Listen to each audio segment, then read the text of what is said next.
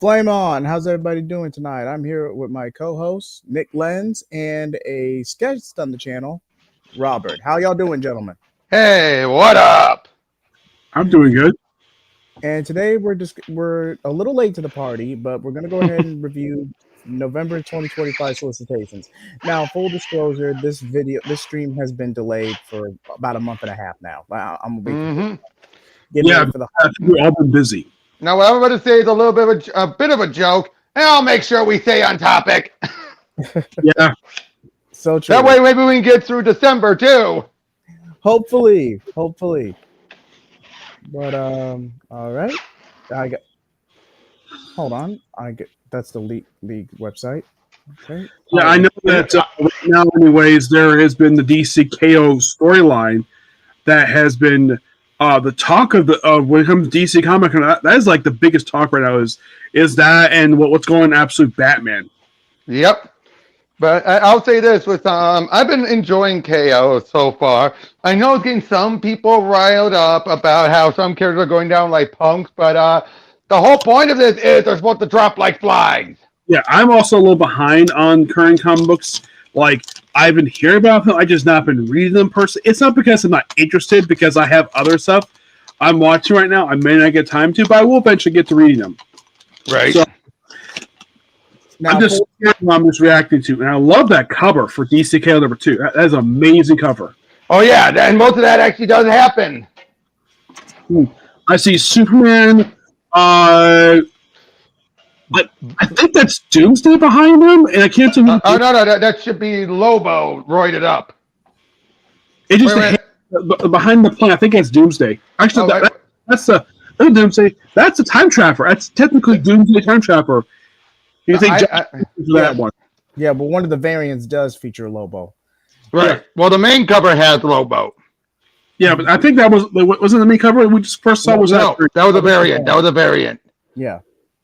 So yeah, that one. Yeah, that one. Sorry, I'm not looking. I'm also picking up and putting stuff away at my house, so I'm going to be looking away from the camera a lot and from the screen a lot. Hey man, Scott Snyder's Reddit. I think this is the first crossover he's worked on since Death Metal. Yep.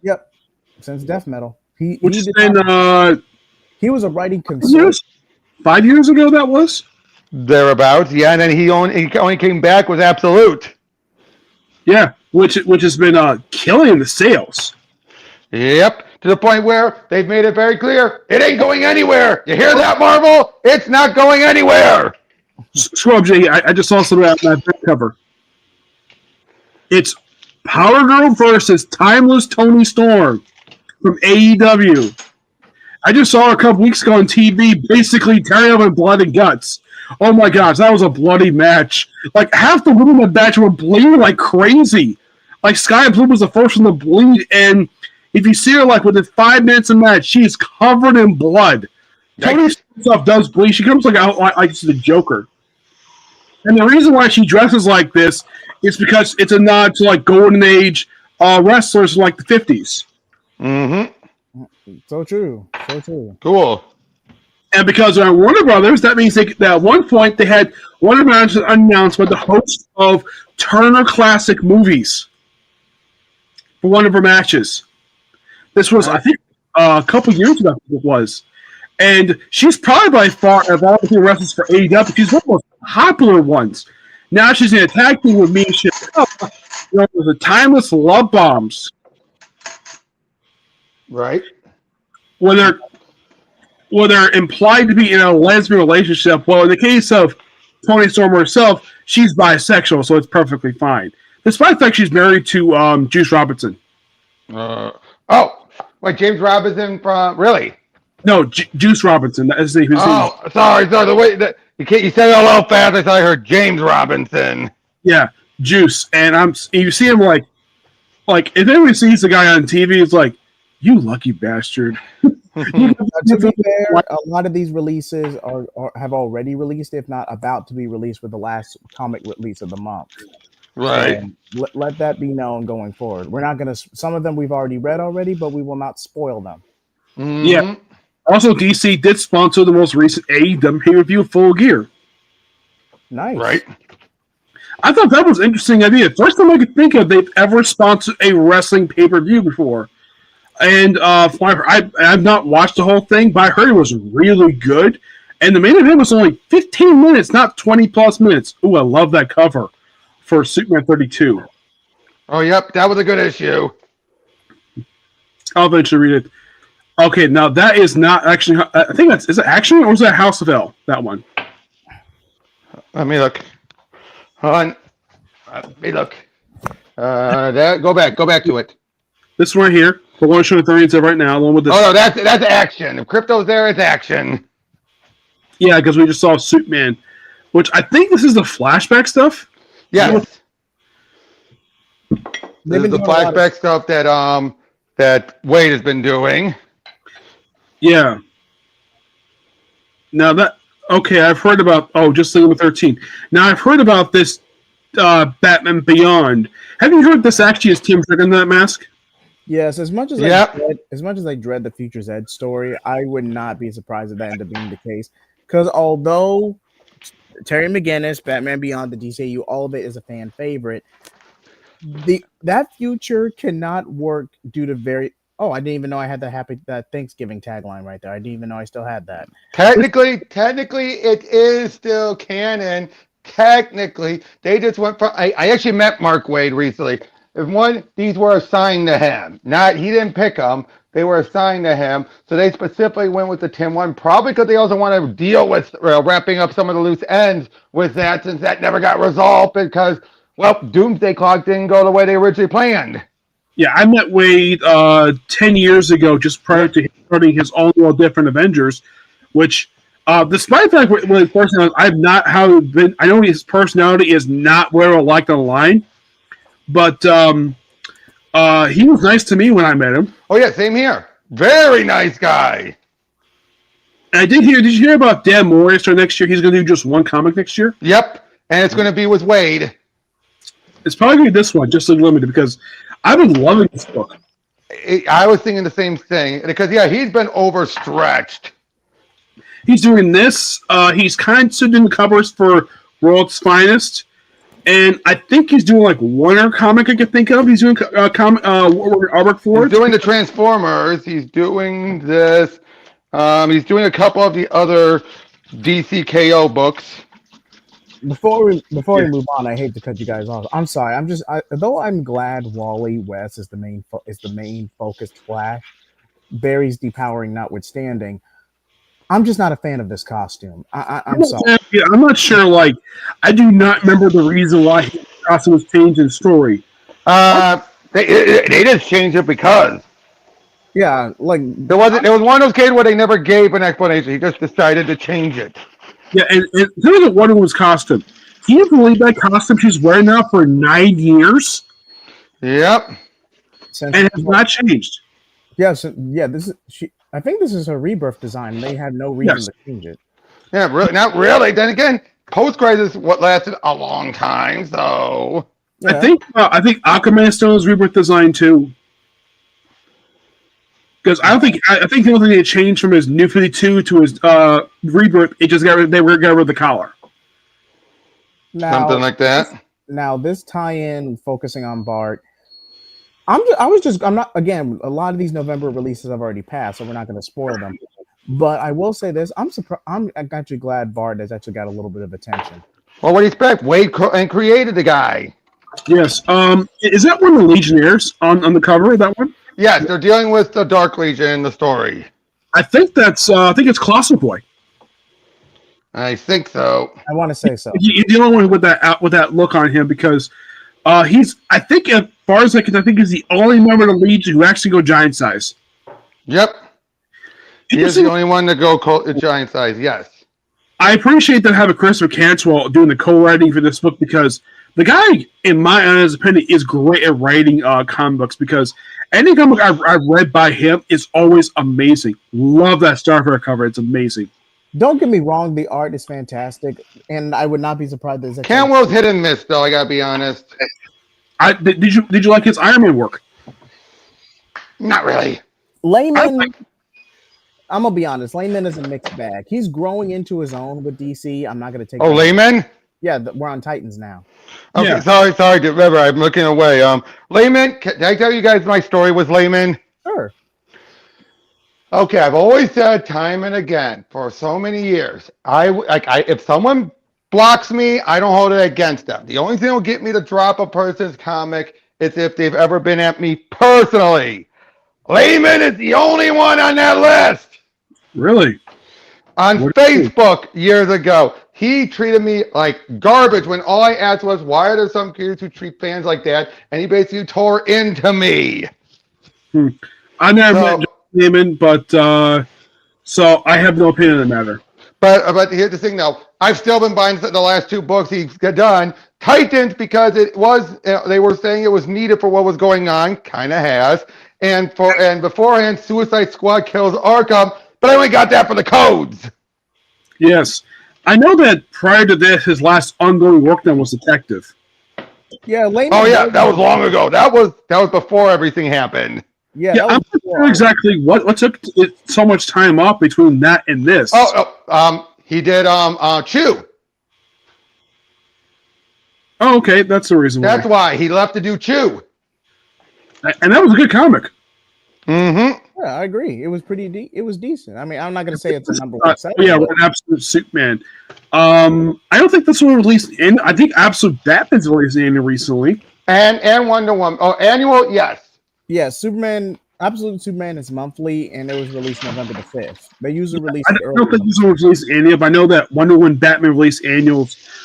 Superman. Wonder Woman has not released their annual yet. They've just announced it. Yeah, Okay, I think Batman has. Batman has, yes. That was the one against the white supremacists. But again, it's done so over the top. It's like, why are people complaining? Yeah, and also I keep wondering about this warrior tattoo Wonder Woman has, because I've asked Kelly Thompson about this once on Twitter. Is she going to explain how Wonder Woman got the tattoo? She says she will explain it. When, don't know, because last time I read the comic, they've still not explained where she got this tattoo from. Not really. I don't think that is it tie into how that arm, how that's a magic arm. I'm not sure. I think it ties into that's a magic arm. Absolute Flash. I think it's like one of like two Flash comics, and both feature Wally as the Flash. This is more of a more violent version of Wally. Not really. Not really that violent. But it's more darker than the main universe one. Well, that kind of goes. Yeah, that's the whole universe. And Lemire, I know that Lemire, he tends to put out books that actually do sell really well. Mm-hmm. Yeah. Quick question: is Lemire? Didn't he take over JSA after Jeff Johns left the book? He started a different run. Okay. And that's the one he's been currently doing, and he's now doing JSA Year 1.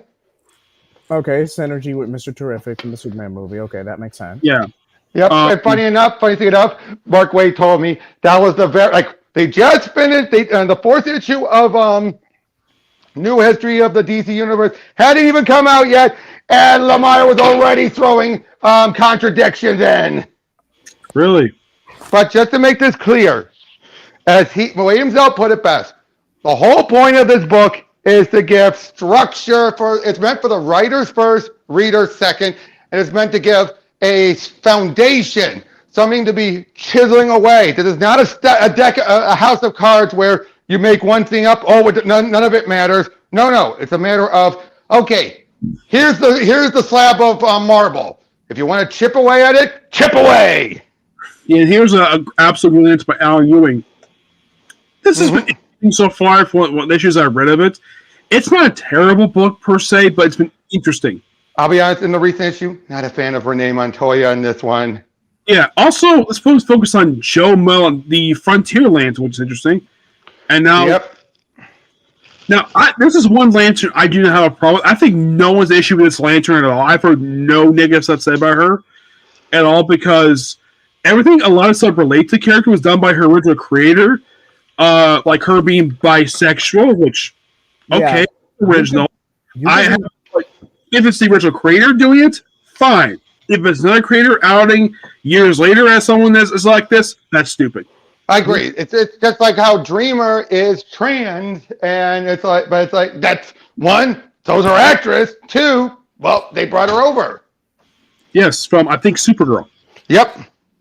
But yeah. As for Joe, I only read Far Sector one time, but that was all because of all the 5G stuff going on at the time. But yeah, she's a decent character. I've got nothing against her. Yeah, but I gotta say though, I just want this thing to keep on getting stabilized. That's been the one big problem with these books. They're way too slow burned. Love that cover for Action. That is an amazing cover. Right. Yeah, But would you agree with that, Jay Heath? yeah, I would agree. Just a slow burn. Now, a slow burn can be a good thing. It's just if you drag it out too long, then it becomes a problem. And I think that's been what the one downside with some of these absolute books are. At least the second wave. yeah. Here's more Action Comics Superboy. Yeah, we're doing a lot of flashback stories for some reason. No, no, it's because because Wade would rather not deal with married Superman, so he's doing stuff in the past. That's why, so he can do it as little as possible. That's why. I think what he's doing is I think by doing this Superboy thing, because for the longest time this has been ignored by DC Comics. Yep. Superman when he was a teenager. Wade is, in a way, if you look at this, he's kind of bringing in Silver Age Superboy to present day. That's kind of what he's doing with this. Well, yeah, I mean they've always toyed with it, but no one's done a proper Superboy story until now. And this is Clark Kent Superboy, not Connor Kent. Boy, it's Tom King's Wonder Woman. Now, okay, I'm relatively indifferent to Tom King. Now, I know we tease Jared sometimes, but I'm gonna be completely honest here. Tom King's Wonder Woman, it's mid. Like, I'm not gonna say it's the worst thing since sliced bread. I'm just not gonna say that. The worst thing since sliced bread. Sliced bread. I know. Yeah. The phrase is always the best thing, not the worst thing. But yeah, the only thing I really have issue with for Tom King specifically is the Trinity. I don't remember if it's within the backups or not, or if it's not now. It's a mini now. It's a mini now. Okay, thank you for clearing that up. The whole Trinity and Jason Todd thing, it just feels weird. Yeah. I get it. It's an isolated thing. It's prior to Jason's unaliving in Bosnia. It's a contained story, but it just feels weird to me. Like, well, I agree with that, but that's in that book. But I'll tell you this. The Mouse Man thing is ending so anticlimactically already. Oh, it was always going to be anticlimactic because the Sovereign was completely overhyped. I could tell you that from the beginning. Wait, this had nothing to do with the Sovereign. I'm talking about... if you go from the Sovereign arc to the Mole Man... Mouse Man. Mouse Man, thank you. Sorry, I was thinking of Marvel for 2 seconds. Yeah. But I'm just saying, there's the level of hype and intrigue in the Sovereign story, for better or for worse, because, again, it did get... the Sovereign arc did get hype. And they're already hyping up the next one with the Matriarch. Exactly. Like, it kind of feels like Mouse Man was kind of like an interlude or a transition. A bridge. Yeah, transition. Agree that Sovereign was absolutely going. What was that? What's up, Nemo? What's up, Tevia? How y'all doing tonight? Yeah, Sovereign is a very boring doing. Yep. And the fact that King was saying he's going to be my Joker, no. First of all, he wrote Batman for how long? How does he not know what that means to be a character's Joker?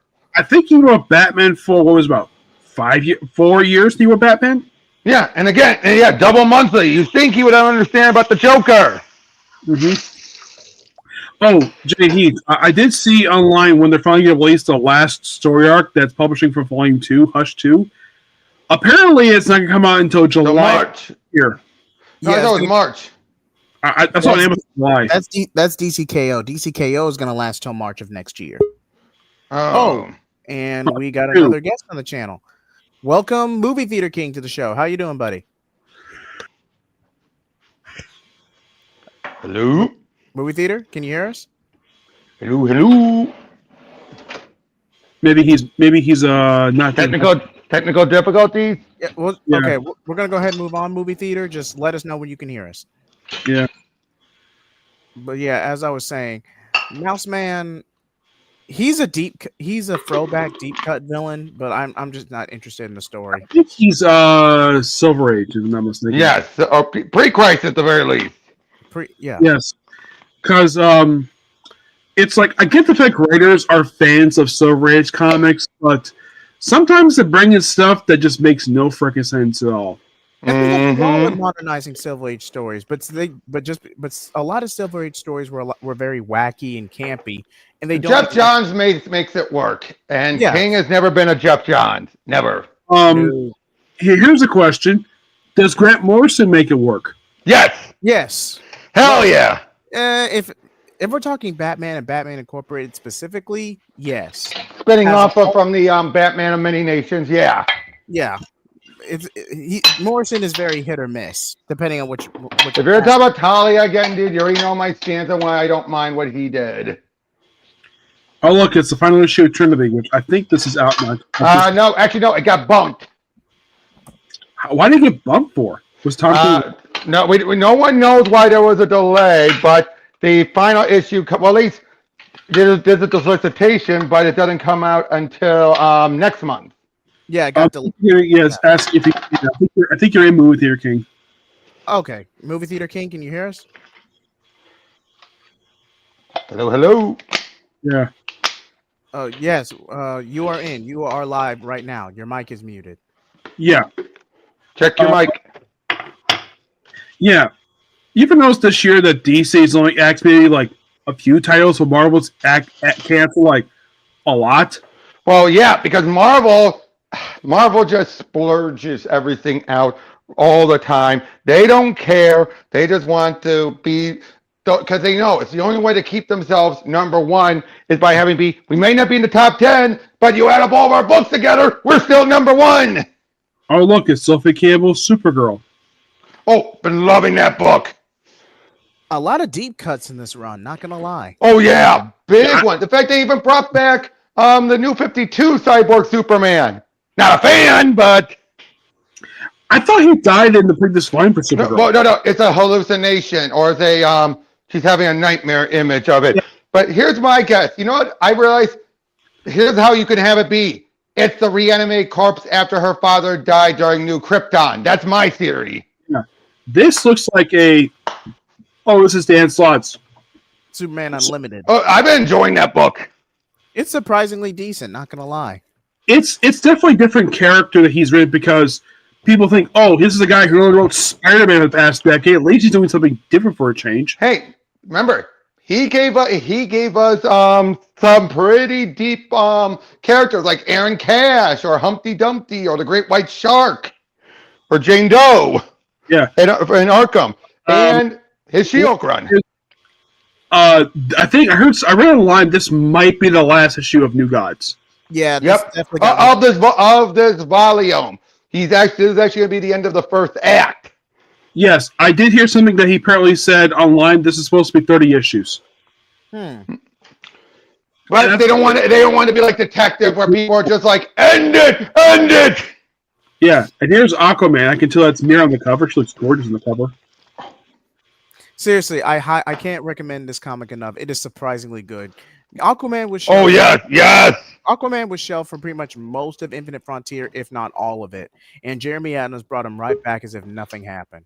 I think maybe that could have been. I don't think this is. You can point the blame on Kelly Sue Honig. She did write the last issue of his last. No. It was after that. After you had Brandon Thomas and I forget the other writer, and they did Aquaman. Yeah, but I thought Aquaman came out around Future State. Yes, but that was still after Kelly. True.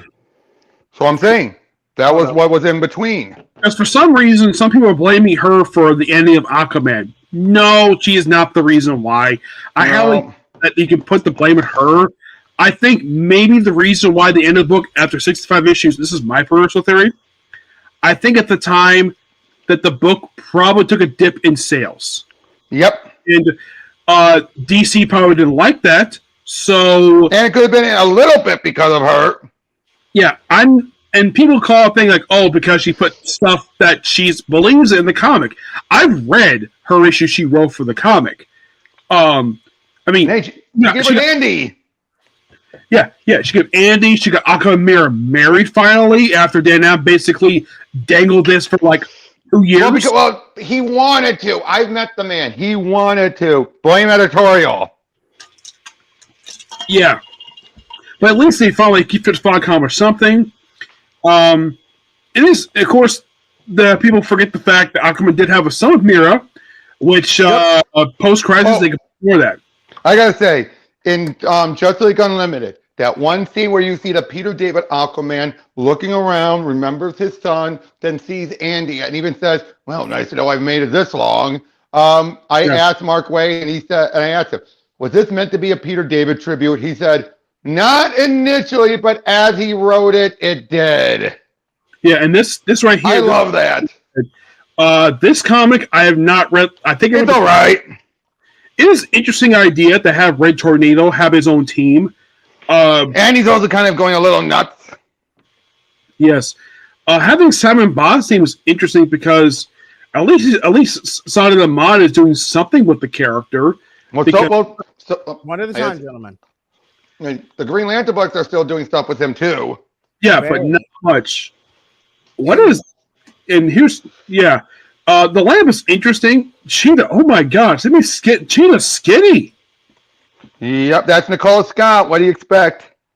Yeah, I know she got to read it. Now, here's the thing. The thing is, the new 52 design, I love what Tony Esteo did with her. And I did kind of talk to Liam Sharp about, because technically he did redesign her because he's the one who wrote the Fresnay story. So he gave redesign. Apparently, Tony said no problem with the redesign. This is technically her third design that she's had in the last 15 years. I'll be honest, I always preferred her post-Infinite Crisis design. That's fair. And of course, the cheetah that's been popping up in the comic books since the mid-'80s has been the second cheetah. Yeah, people keep forgetting. And then people keep forgetting she had a leotard originally. Yeah. She wasn't a cat lady. Yeah.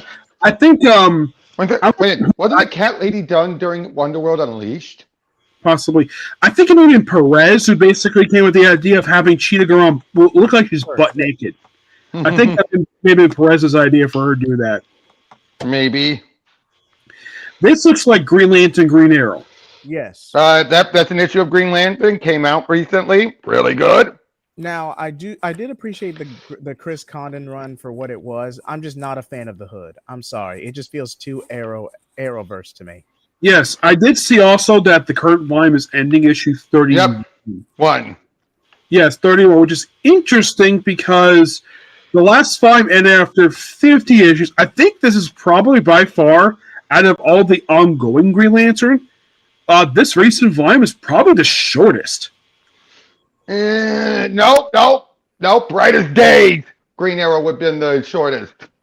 That was the same length. No, it was not. It was a few issues. Yeah, but I'm saying no. That run, that Brightest Day one only lasted, a few issues. It was nowhere near what this one is. Actually, I think it was 11 issues. It was 11 issues. Yeah. So this is the second shortest. Yeah, so yeah. I get why Williamson gave the book up because he was going for burnouts. I'm not sad he let the book to go. He probably had to. He had no choice. Yep. And I gotta say, I hope DC and Marvel doesn't snatch him up now that he's doing Iron Man. I don't think he's exclusive. I think he's No, I know, but I'm saying I didn't think PKJ was ever going to go exclusive, but after being on the Hulk for a couple of years, now he is. Yeah, which I think the only book is coming up aside from doing Hulk. I think he's still doing Superman House of L for DC. Book of L, yep. Yeah, I think and Batman and Robin. He took over for Williams. He's wrapping that up. He's wrapping up Batman and Robin. And here's the thing, though. I think so long as DC keeps Williamson as one of their main driving forces with the ideas alongside Scott, I don't think he's going anywhere. Yeah, I thought Jeremy Adams was on this time. When did Morgan Ham take over the writing duties this seven? I think he took over in issue 6. Yeah, it was after Starbreaker Supremacy. There was a co-writer, and Adams was clearly there to get the ball rolling. Okay. I'm not familiar with Morgan Hampton's writing. I don't really know anything about the person, so I'm not familiar. I don't know much either, but they've been doing killer stuff with Green Lantern. Interesting cover. I see Kyle,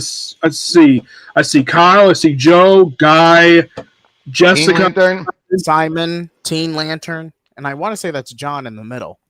Yes. Oh yeah. Okay. I know you didn't want to spoil it, but can I spoil what happened in the recent issue? Sure, go ahead. John did technically sacrifice himself at the end of Starbreaker Academy, but Supremacy. But then we find out, turns out that was a copy of John, the real John from Jeffrey Thorne's run. So in other words, the John we've been following since PKJ's run was not the real John. The real John was on turns out, at the end of Jeffrey Thorne's run, someone created in the Dark Sector a copy of Xanchi that also had a copy of Katmatui. Love this cover for JSC Hero 1 featuring the Wesley Dodge Sam, and I believe that's Rex Tyler Hourman. Yep. With a Hawk Girl variant. Nice. Yes, I believe that's Sandra Hall, if I'm not mistaken, the one who James Robinson created. Yep.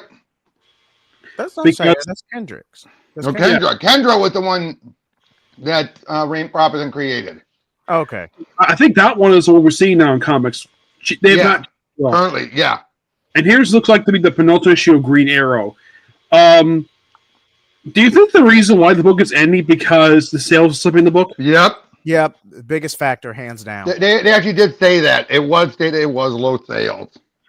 Yeah. I mean, it's good. I mean, like I said, I'm not a fan of the cape. I think it was too grounded. I think it's a book where after following up Williams being more fantastical run, going right back to just I think I'll be able to just want more fantastical Green Arrow for a while.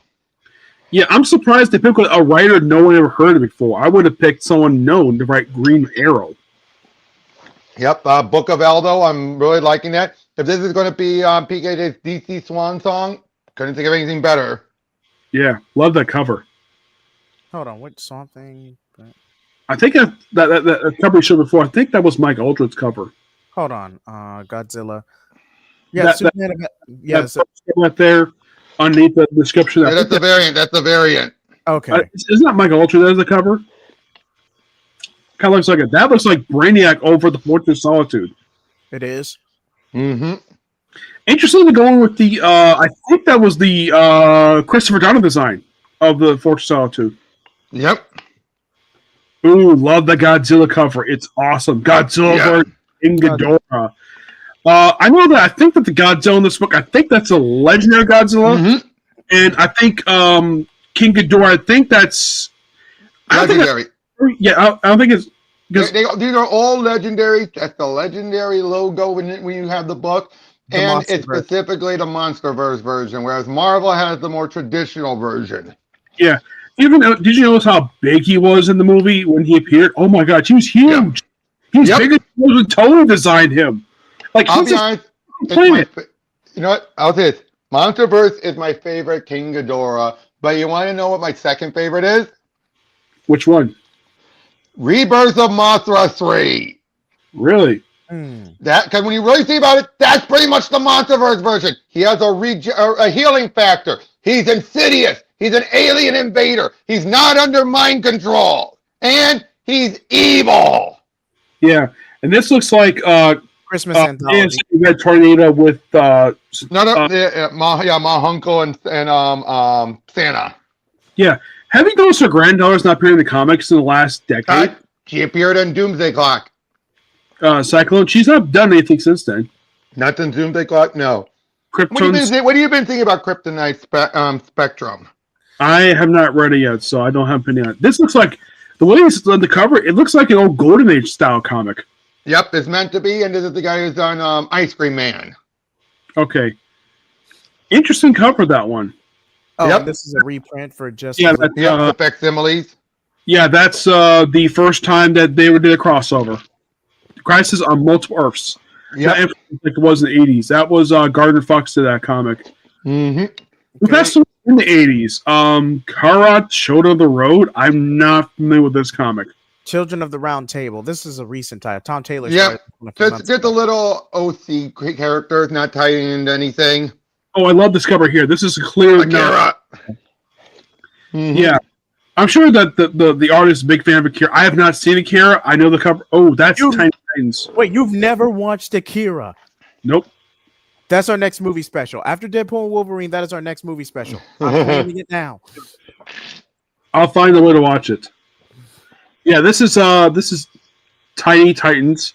Actually, this is Teen Titans Go, which never seen the show because Yeah. I'm just not It has interested. its fans. I know it got its fans. I just personally, for me, not interested at all. I get the fact that they brought in the original cast of 03 show for that one, but that still doesn't pique my interest to watch it. Well, hey, then we're caught up. No graphic. I did not expect it to be that short. Yeah, and also no graphic novels. See that? Hold on, maybe we might actually have time to go through December if you guys. I was thinking that we would. Hey, All right. if we're lucky, we might be able to go through January. Maybe. But while I set up the art, while I pull up the article, hold on, let me go ahead and put the tagline. I picked these up, say, from Barnes and Noble. What is that? This is Batman Brave and the Bold across the universe. Nice. And Okay. old school book. I'm surprised I have this. Red Hood Lost Days.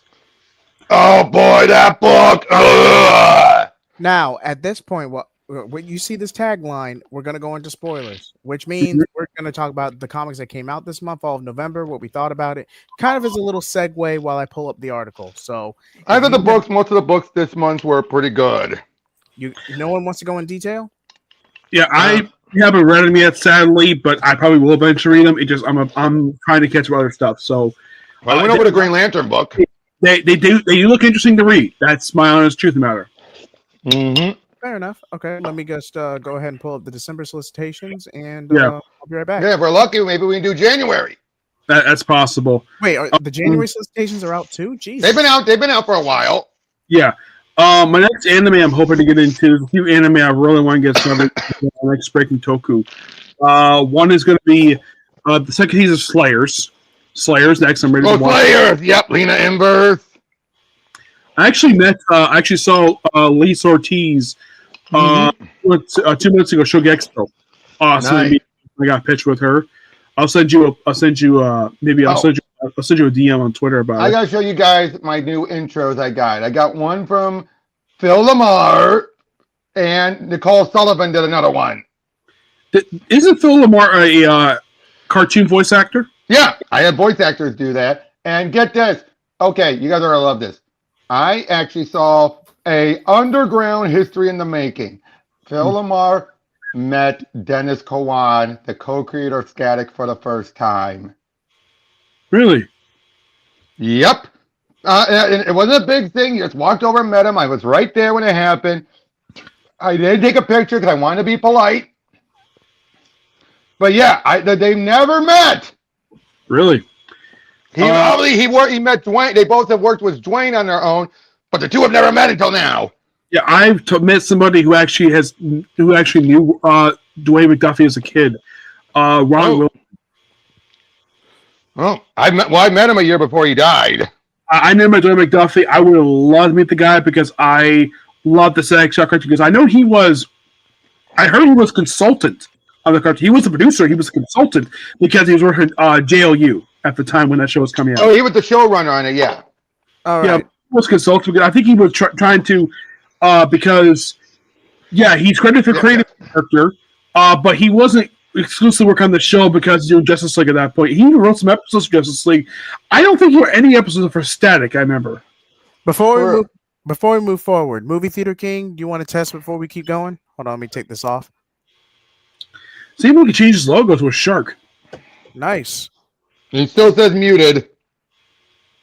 Okay. Just respond in the private chat. Oh. Hello. Are you there, Movie Theater King? Hello? Can you hear me? There we go. Yay! All right, Movie Theater King, how you doing, buddy? You muted again. We'll just keep going. Just Movie Theater King, just respond in the private chat when you can. Yeah, we heard him. All right. So yeah, this is the in-between issues of in-between rounds of the DCKO issues. So this one we already know by now it's Superman versus Captain Atom. Obviously. Yep, we And got this more is time. Oh yeah, and Aquaman. I gotta ask, dude, where do you stand on people constantly trying to dump on Jeremy Adams and saying, "Oh, he killed Mira," and yet it's like, guys, she's still alive. Mm-hmm. all right. He first of all, he saved Wally West from Yep. every. Let's just establish that first. Like, say what you will about his writing style, but he saved Wally West from the brink of everything going on, from what death metal was Yeah. setting up. Okay, I try not to talk about this too much because it's feel like beating a dead horse. But for those who are not affiliated with me or are joining me for the first time, let me make this perfectly clear. First of all, 5G would have never succeeded as a Nope. marketing gimmick. It was not. It was dead in the water. It was meant to be. In fact, the whole point of 5G was just to be absolute editorial control. Second, even comic historian Ben, rest in peace, openly admitted this would have 5G, if it had gone through, would have killed the entire line. Right. It's just. I feel bad for Jeremy Adams that he had to deal with the fallout of the Future State two-parter because everyone thought he wrote it. No, that was something Ed forced on him by editorial. He was just credited after No, the no, fact. no, no. He didn't write those two issues. Wait, he didn't? I thought. Wait, No, that was the guy who directed Under the Red Hood. I forget the guy's name, but that guy. Oh yeah. He wrote those two. Adams had nothing to do with those two at all, but everyone kept assuming he did, and it took until towards the end of his run before the stink finally fell off. That is true. Now hold on. Now Aquaman issue number 12. It's a tie-in. Like you said, these are just kind of like the in-between fights over round 1. The art's nice. Well, actually, technically round 2. Between round 2 and 3. Round 1 was them running. Okay. Wonder Woman versus. Okay, they're not going to reveal. No. They did reveal them recently. I just don't remember who it was. But during the time of the solicitation, they were mysterious. Okay. And I think she might be Lobo. I think. All right, Titans issue number 30, another tie-in issue. Mm-hmm. A lot of more. Well, yeah, and let's be honest. Flash was more tacked on because they were ending Spurrier's run early. Anyway. Yeah, and they replaced him with Wade, who actually has history with the character. And Cantwell, who again, I think it's Wade plotting, Cantwell scripting. Pretty much. Which they did that for the yesterday crossover, which I researched on my channel. That was amazing. No, that was, but no, he wrote the entire book and that entire event. It was just fill-in artists. Now, Mercy. Now, I have to admit, everything Williamson has done up to this point, really bringing Mercy into the forefront, giving her more to do. Mm-hmm. I very much appreciate that, especially when you factor Luthor's amnesia. It would have been very easy to just make Mercy Luthor's version of Harley Quinn and call it a day. Oh, I gotta say, can I be honest with one thing that I don't like about was KO? I don't like how it's basically derailing the character growth Williamson is giving Lex. Yeah, but it was going to get derailed or outright undone eventually anyway. Yeah, but this soon?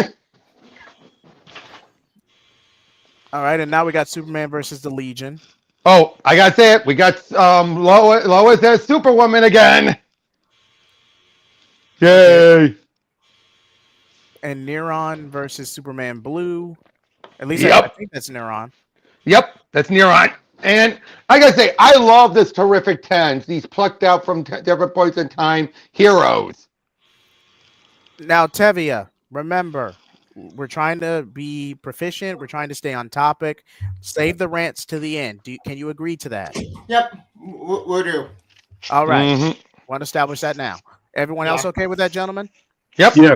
All right. Yeah, this has been good. And again, JLU and World's Finest have been some of the best books at DC. And definitely some of Mark Waid. I love that book. One at a time, gentlemen. Yep. I was saying and some of Mark Waid's best writing in years. Mm-hmm.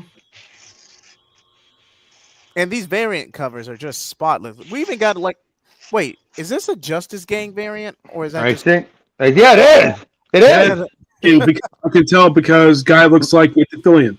And you have Metamorpho, Mr. Terrific, and Hawk Girl. Yeah, this is a Justice Gang variant with Star Sapphire and Firestorm But Star sprinkled in. Sapphire wasn't in the movie. No, She no. wasn't. It's a nod to it. Oh, gotcha. Booster Gold! Booster yeah, Gold. outside. Tell you, don't give spoilers about what's been going on recently. Sorry.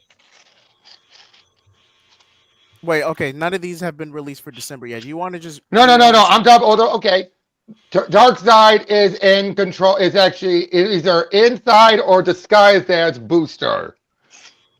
Okay, but It's KO. all right. Do we actually want to read the solicitations, or are we just going to skim through them? We can read through. We can do a bit of both. Okay. Do you guys? Anyone want to read this one? Yeah. I'll do it. As the time displaced heroes fight for the lives against the towering might of the demonic Neuron. Why is it lowercase? Oh well. Mr. Terrific descends into the cold vacuum of space, but this time it's by his own design. Can Michael Holt team with the rogue agent behind Justice League Red to purge all emotion and coldly calculate the fate of humanity? Grab the tissues, everybody. This issue is about to break some hearts. So it does tie into Justice League Red. It does? It just said it, Devia. Oh. Sorry. Absolute Wonder Woman issue number 15. Okay, hands down, at least in my opinion, Absolute Wonder Woman is the best of the Absolute book so far. Neck and neck with Batman. Like I said, Absolute Batman's a very close second, but if I had to pick out of the two, I'm going with Absolute Wonder Woman. I agree. Because Absolute Wonder Woman is great. Absolute Superman, it's so boring. I wouldn't say it's boring. More of a slow burn. More of a slow burn. Just like the other, it's the problem with the other books too. But I'll say this: keep Aaron there where he's happy. I gotta say that Jason Aaron is a writer where keep him on a book in a world, his own little world where he's happy, so he doesn't try to retcon everything else. Yeah. Oh, but yeah, we're getting the big crossover. That I'm looking forward to. I'm looking forward to more of this. This was fun. Yep, I'm essentially the fact that he's bringing Waylon, Croc, to her to try and cure him. Really? Huh. That's the plot. First meeting after her by the glass mark of Hecate at the crime scene, Gollum draws the Wonder Woman into Batman Orphan in dramatic fashion. World's great detective and the world's most famous witch was put together to tell a serial glittery and basically murdered that friend something much more dangerous coming from Gollum. Someone else read it. Sorry, can someone else read it? Okay. I'm reading it as best I can. But You're good, Tevia. It's all right. It's all right. You were just going a little too fast. That's all. sorry. I'll read the story. The first meeting of two absolute heroes has arrived at last. The mark of Hecate at a crime scene in Gotham draws Wonder Woman into Batman's orbit in dramatic fashion. World's great detective and the world's most famous witch must work together to solve a series of grisly and ambitious murders. Interesting. That threaten something much more dangerous coming for Gotham. All right. January, Absolute Batman issue 16. Yep. Detective. Oh, cool. This is a two-part story. One's going to be Absolute Wonder Woman. The other's going to be Absolute Batman. Yep. Okay. That sounds fun. You know what? I probably could play the clip, but let's see how the final story plays out. I'm not going to play the clip prematurely, even though it Which clip? Which clip? Oh, this one. Let me try. Okay. Wonderbot, Wonderbot, Wonderbot, Wonderbot, Wonderbot, Wonderbot, Wonderbot, Wonderbot, Good times. Just an old dirty inside joke. But Is Jared in the audience? I wonder. Jared, if he's watching this on playback, he's probably cringing right now. He's probably throwing a chair at the wall. He is. Dude, thank you. Now, anytime someone says Wonderbet, I start to mutter it, and I kind of let him hear me say that during the last stream. I was odd. He was just like, "Why?" And I'm like, "Oh, whoops." Superman issue for number 14. But yes, like Nick was saying, let Jason Aaron have his sandbox.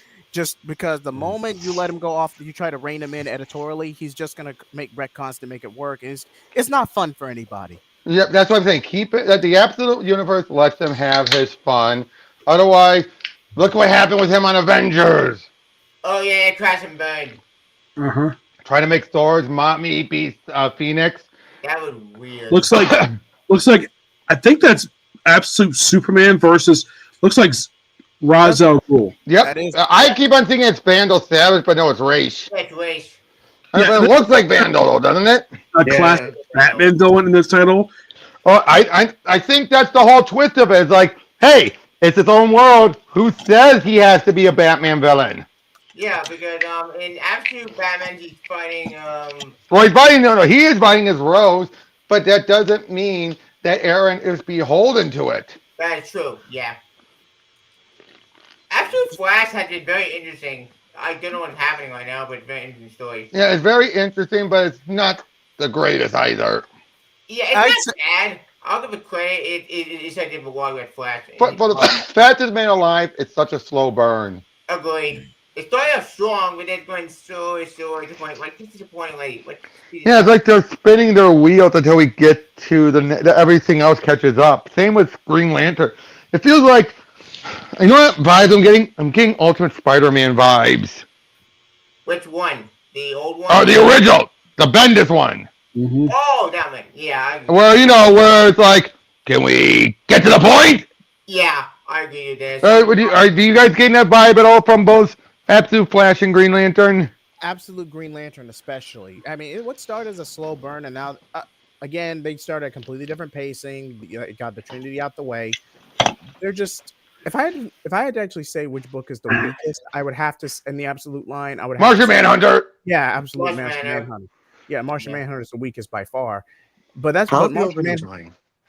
Oh, what's up, movie Nemo? How's it going? We finally got a hold of you. Yep. But No, it's Movie Theater King's Birdstorm. It's me. Yeah. Oh, my fault. I'm terribly sorry about that. Yeah, looks like you changed it. Sorry. My Wi-Fi has been acting weird, so I had to change it to a phone. It's Because okay. No worries. the By first the one way, was basically the typical, which is Peter with Gwen and MJ. Then there was a shark. Now it's this character. I didn't know who that character is, but it looks pretty cool. Mhm. We're just glad to be able to hear Yeah. and have you today. hey, by the way, quick question, guys. It's a Marvel solicitation question, but I gotta ask, have you guys checked out 1776? I have. What did you think? I enjoyed it. I enjoyed the story for what it was. It's a bit of a slow burn, but I'm enjoying it so far. I thought the twist, though, of course, of like, okay, you can't go back in time and change history. Morgan Fay is not going back in time. Yeah. Yeah. She's living it. She's living it. Yes. Yeah, I think the whole idea of going that year is interesting, especially since I love it when they were fiction revisit American Revolution as long as they don't alter it. It's fun seeing fictitious characters witnessing real life history. It's so awesome, in my opinion. I just want to ask. I just asked it because I just walked by that issue and it just popped in my head, and I don't know if anyone else who's read it. Yeah, Robert, I just sent you. I didn't see you have a DM thing on Twitter, so I sent you on Twitter. Yep. All right. Hold on. Movie asked in the private chat, how have you been enjoying the Absolute Universe? I've enjoyed it pretty well so far. Yeah, same here. Overall, I've been enjoying way more the Open Marvel, even though Open Marvel has been good, but I'm just ticked off that it's ending. The new Ultimate Universe only really had Spider-Man and maybe Ultimate Wolverine going for it. Every other the book, Avengers and the Black Panther. Ultimates. yeah, and the Ultimates, I'll give them that. Yeah. But other than those three, every book either fell off or just was dead on arrival. What Black Panther? Or just relying on the creators' fan base, nothing more. Yeah. And, Peach Momoko. Well, yeah, over X-Men, you're funny to do. Yeah. I'm sorry. What is the appeal to Peach Momoko's art? Can someone tell me? I'm getting to Who the heck knows? Love that cover for Absolute X-Men. That is an amazing cover. That is. Oh yeah. The story is so slow. After the Ultimate Black Panther is very interesting from what I've read. They have it where in that universe where Storm is with Killmonger. Yeah, it's very weird. Mm-hmm. And the woman who's supposed to be the head of his the bodyguards is also the Queen of Wakanda. Interesting. But I will say this though, when it comes to Absolute Martian Manhunter, I do like the idea of John and John being two separate beings. Yeah, that part actually interesting, especially with That was the dog. only good hook about it. Also, And this the dog is thing. called Middletown, which I think this was the place which I believe Steve Orlando had his brief limited series set in that very town too. He did. Yep. Right, Middletown, you said? Yes. Sorry, you say that? I thought I heard Middleton and I saw Kim Possible's in town. That's Yeah, funny. I think that's where Steve Orlando, because his was, if I remember reading it, I believe was like a just kind of take a little bit of the golden age Martian Hunter and just put him on actually more like Silver Age Martian Man present day, except where John Jones, when he's human, is black instead of being white, which I only theorize. I still think this is probably the reason they did this, because Martian Manhunter on Supergirl was black.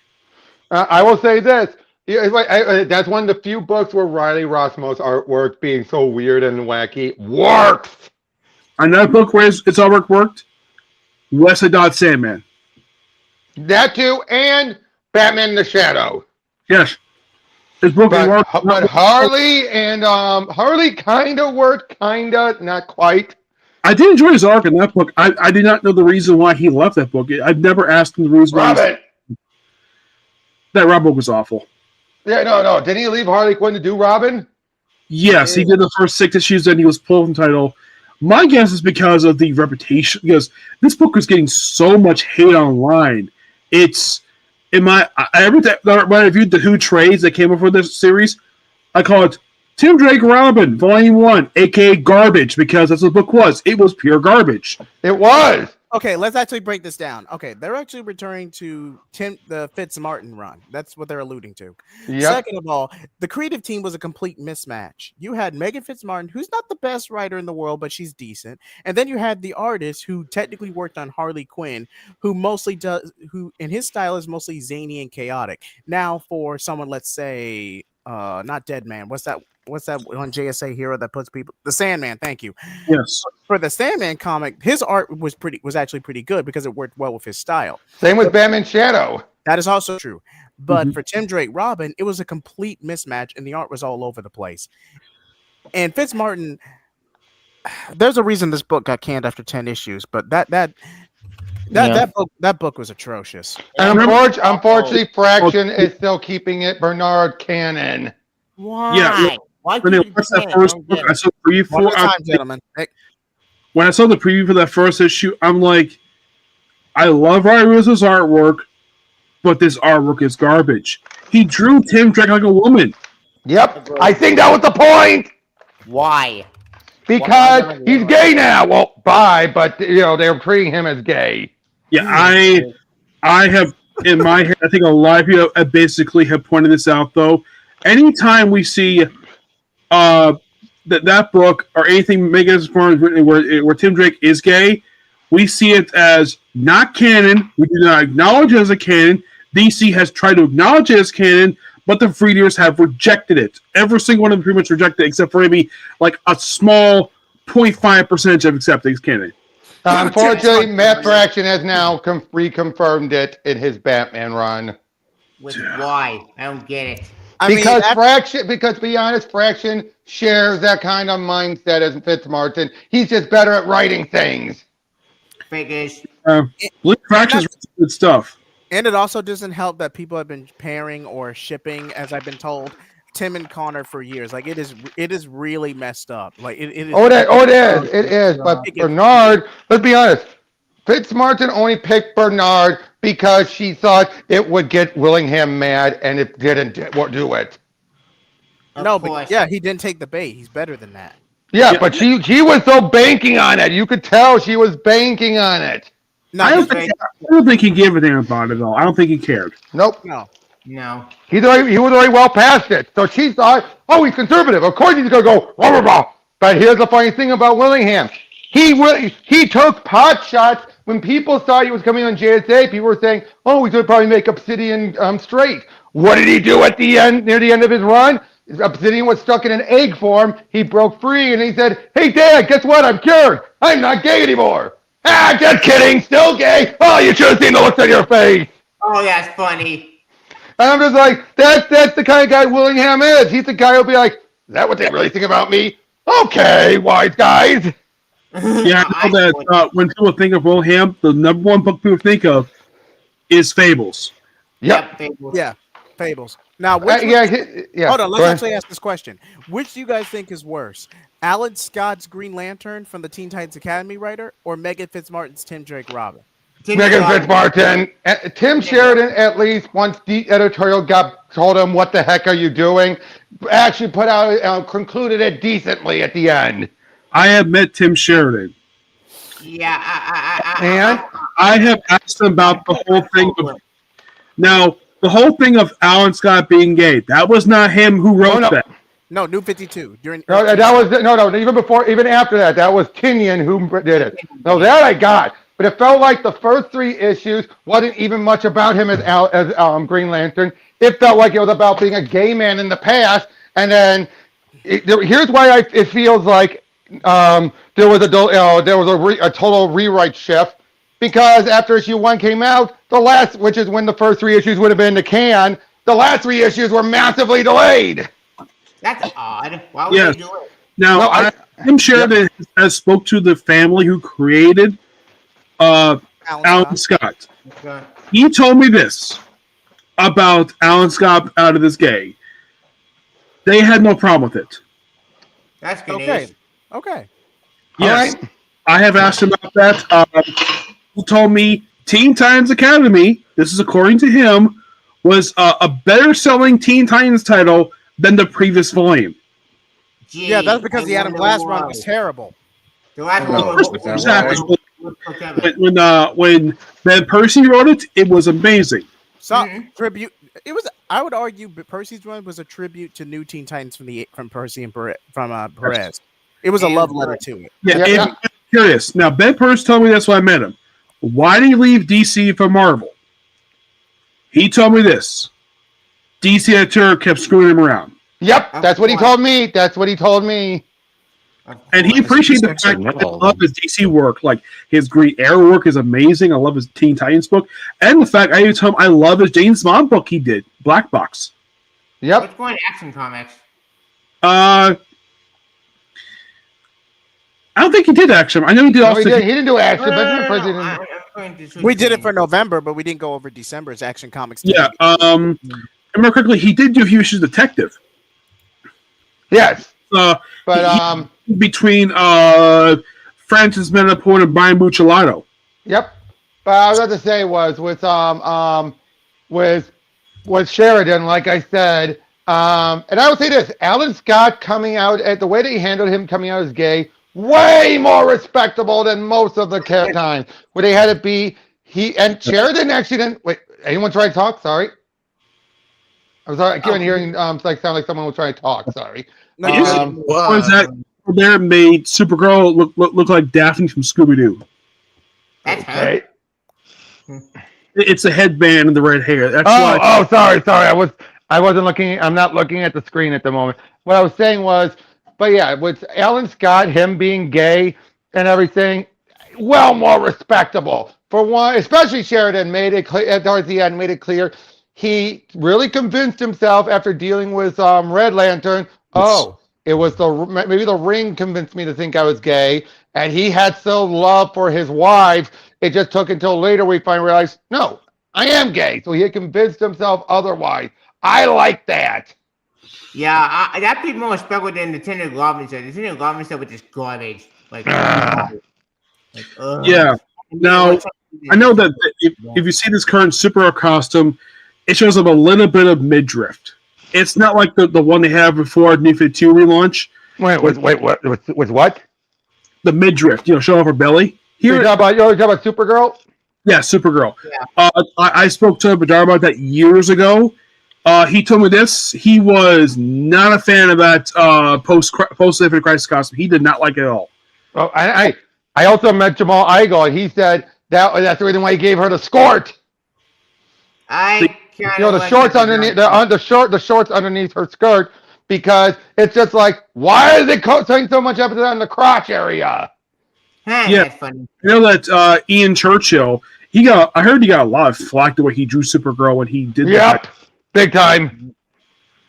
But then he hurt his hand, and that's why he got taken off.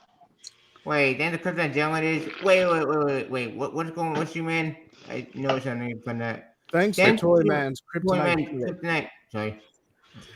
Earth Okay, is finally ready to mass produce commercial faster than light rockets for the planet's richest 1%. And who wouldn't want Earth's multi-billionaires traveling among the stars? Everyone, every single being in the Kyra cosmos. It's up to Superman and special guest star Guy Gardner to save the launch of Simon Stagg's new space yacht from one of the deadliest cosmic beings in the galaxy. Or is that unlimited? I have no idea. It is. Superman Unlimited. Yep. Yes. It's really retro. in Here's my the view. reason why they put in this book, why he's printing a lot of these books. I think because of the Superman movie. Yes. Well, yeah, that was for Summer of Superman. But I think also he wanted to move on to DC. Plus, I think, and you know that he actually just recently, the most recent issue of Superman Unlimited, he plotted it, but Jeremy Adams did the dialogue. Really? Yep. Okay, so Yeah, Wonder I Woman. bet there's Okay, I some gotta Wonder ask you guys thoughts on the Stephanie Williams fill-ins. They were decent. They were decent. No, they haven't even happened yet, dude. That's the solicitation. Read it, because that's the funny thing. When this solicitation first came out, everyone thought King is finding off Wonder Woman. Read the solicitation and try and tell me that again. The best laid plans of Mouse Man have gone awry, with Wonder Woman's inspiring an island of people to revolt against their captor.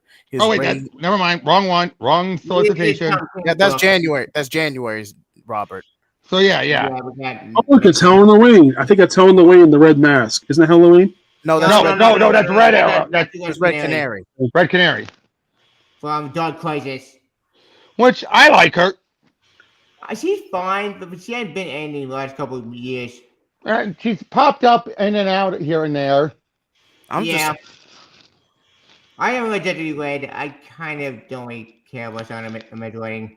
Not gonna lie, I'm convinced this is just a revamp of the Power Girl comic. What was that Power Girl comic that came out last year? You mean The Power Girl? Yeah, that run kind of fell off in my opinion. Well, duh, it's Leia Williams. Mm-hmm. What do you expect, dude? Yeah. The woman is only does 10% good books. Yeah, Come on. Okay, 10%. Don't we think we're shooting a little low? Just a little bit. Yeah. When she wrote Gotham City Sirens book, I put in my review. This was the first comic book to feature both Harley Quinn and Punch. Right, in the comic book since Joker War. And it sucked! How bad was it? Punchline has become one of those, I'm going to be doing a streaming from in my bikini inside a pool type of streamers. Didn't she debut as an influencer? No, yeah, but she tried to Flanderize it. What? Yeah, and for some reason, I'm not sure why. It's okay, so she had her miniseries by Teenie Howard. I would have thought Teenie would have put her in the Harley Quinn book. Nope. She put her in Catwoman. Yep. Why? I don't get it. And Leah is probably the only person besides Teenie who actually bothers to write a comic book to feature both Harley and Punchline in the same comic, because I'm not sure if there's editorial mandate at DC to keep these two not in the same comic book. Well, I don't think anyone's interested in her anymore. I don't even care about this character. I still like Punch, but anyway. Apparently, when it came to her miniseries with Teen Howard, Teen had no idea that DC was doing that at all. Oh, really? Yeah, it was kind of dropped on her. Right. She did a good job, though, with it. I know it's an Alex Ross. It's Alex Ross inspired cover, that one. I'm struggling with Fifth Constant. I can't do that. Adventure Superman, the Book of Bell. I get Book of Bell really liking it. Yep. I love that's obviously Golden Age Superman. Kind of, sorta. Wait, who's running Kent? What? Remember, Book of L's in the way future, remember? Oh yeah, and Future State. I forgot No, about well, that. yeah, pretty much. You Yeah. thought Future Yeah. State wasn't canon anymore. No, well, except Okay. for Book of L. It's a Kind carry. of. It's a carryover Sorta. title, basically, kind of what Fire and Ice was last year. Okay, I Yeah. see. It's a carryover title that was shelved Yeah. for a while, and they just decided to release it. It was supposed to be fans, and then PK the Action Comics run, but PK got kicked off Action Comics After because World War Saga. yeah, Well, the actually, World he was Saga. on for a little bit longer afterward. He didn't leave until it was just before the Superstar Initiative started. That's when he Yeah. Wait, PKJ? No, he left a little bit after that. Yeah, which confused me because why did he leave? Because I feel No, like he left because they were going to start doing the super stars rotating cast stuff. Tevya, yeah. remember? the only writer who's written that so far. I was thinking he was able to. I like the story he wrote, but I was not a fan of the choice who wrote the story, John Ridley. Okay, and- okay. His story he did for that, you're absolutely right. But let's not forget, he tried to actually canonize that red and blue story he did. Why? That's Wait, I thought. awful. Wait! I thought that was a gag. Yeah, I No, mean, they referenced it in his Action Comics issues. Oh Where he, God! no, okay, it's a vague reference, so you can brush it aside. But he basically said, "Oh, there's only one other person I wanted to use my hate vision on as soon as I saw them." oh dear God. So then, obviously, now that's vague enough. You can say it's not referencing it, but if you know what it's, they don't even put in an editor note. But it's obvious what he was referencing. Yeah, it is obvious. Here's Green Lantern. Thank Issue you. That's what Need we a are. palette. Still loving it. We're coming up on, we're coming close to the 600. Yeah. Also, it's been a while since I've seen a new trade release for Green Lantern because I have the first three. I don't know if Volume 4 is released yet. It seems like it's been a while since the release of trade paperback for that one. Yep. How Who can was say? from Help from Batman, World's Great Detective, and Green Lantern's greatest frenemy? Walker. For the Book of Oa to reveal itself in his mind. Wait, what? What's going on with the Book of Oa? Okay, Tevya, have you been keeping up with the book? I kind of dropped off and somebody was over. The Book of Oa has been showing, remember, the Book of Oa shows things that can happen. And apparently, Hal's name has been a big part of what's going on. How, why, we don't know yet. But that's what the mystery is, that they're building up to 600. Ooh, that's interesting. Yeah. Green Lantern I Corps. can tell. What was the last DC comic to reach 600 issues? It's been a long time. Flash or Wonder Woman? Wonder Woman was 800. No, but I'm saying no. That was the last time we've had 6 books reach that number. I mean, issue 600. Because when Wonder Woman Flash did it recently, that was with 700. And 800. Yeah, and the 800 too. But they had a very acknowledging 600 issues, but the last one to have maybe 600 issues published on the cover, I think may have been, off the top of my head, I think it was probably Batman, maybe? No, 600. That was a long time ago. Yeah, he's over 900 by now. Oh yeah, I forgot. Aya would be canon in Green Lantern. Wait, what? Aya, you know, the AI robot. Oh, yep. Aya's been back. Yep. Yeah, they did canonize. I think they canonized her. Didn't they canonize her a few years back? Yeah, they canonized her as a ship during War of the Green Lanterns. This was her big return, and in the first time in that body. And also, Jerry has basically put, he brought Razor in the continuity too. Yep. But, and also to clarify one thing, people were thought, oh, are they canonizing John and Hawkwoman together? No, it was just teasing it. Yeah. Yes. Dang it. I really want that to be canon. Because I love him in the comics. Green Arrow. Kat Matui's back, so This issue here, from what I've read, is possibly the final issue of this book. what is? That's the game. Green Arrow. Yep, that is the last issue. Shame. Got it. Yeah. I have not been keeping up with lately, but I think the current. I know you said you kind of dropped the book. Book is okay. Ooh, Cheetah. Again, believe it or not, can I tell you one thing that I know Jared is relishing about? Oh, not relishing, but finds funny. Get this: Tom King's Trinity is outselling this book. It is. Yes. Even though we're with the same guy. No, Greg. Yeah, Tom King is outselling Greg Rucka. That's a shock. Weird. But Yeah. here's why I think it is. One, Rucka has not done any big name books since the Lois Lane book. He's done some indie books, but no one's been paying attention to it. So I think this is a case where he has been away for so long, people have to be reminded who he is. Oh, I know who And, that is. Yeah. and the other thing is, I think- it's Cheetah and Cheshire. Yeah, that character in the cover there, that one there, King that's Kong. Congarilla. What? That's Congarilla. Yeah, it's Yep. Congarilla. Oh. Yeah, character. who's- Congarilla from James Robinson's Justice League run. That was the last time he was there. Wait, wasn't he also in Cry for Justice? Yeah, that was what led into it. But I gotta say, I do love how during the Congarilla Starman one shot that was done long ago. That's the case where he resurrects Tasmanian Devil, a hero. And at one point, Congarilla says to this is the McCall, the alien Starman.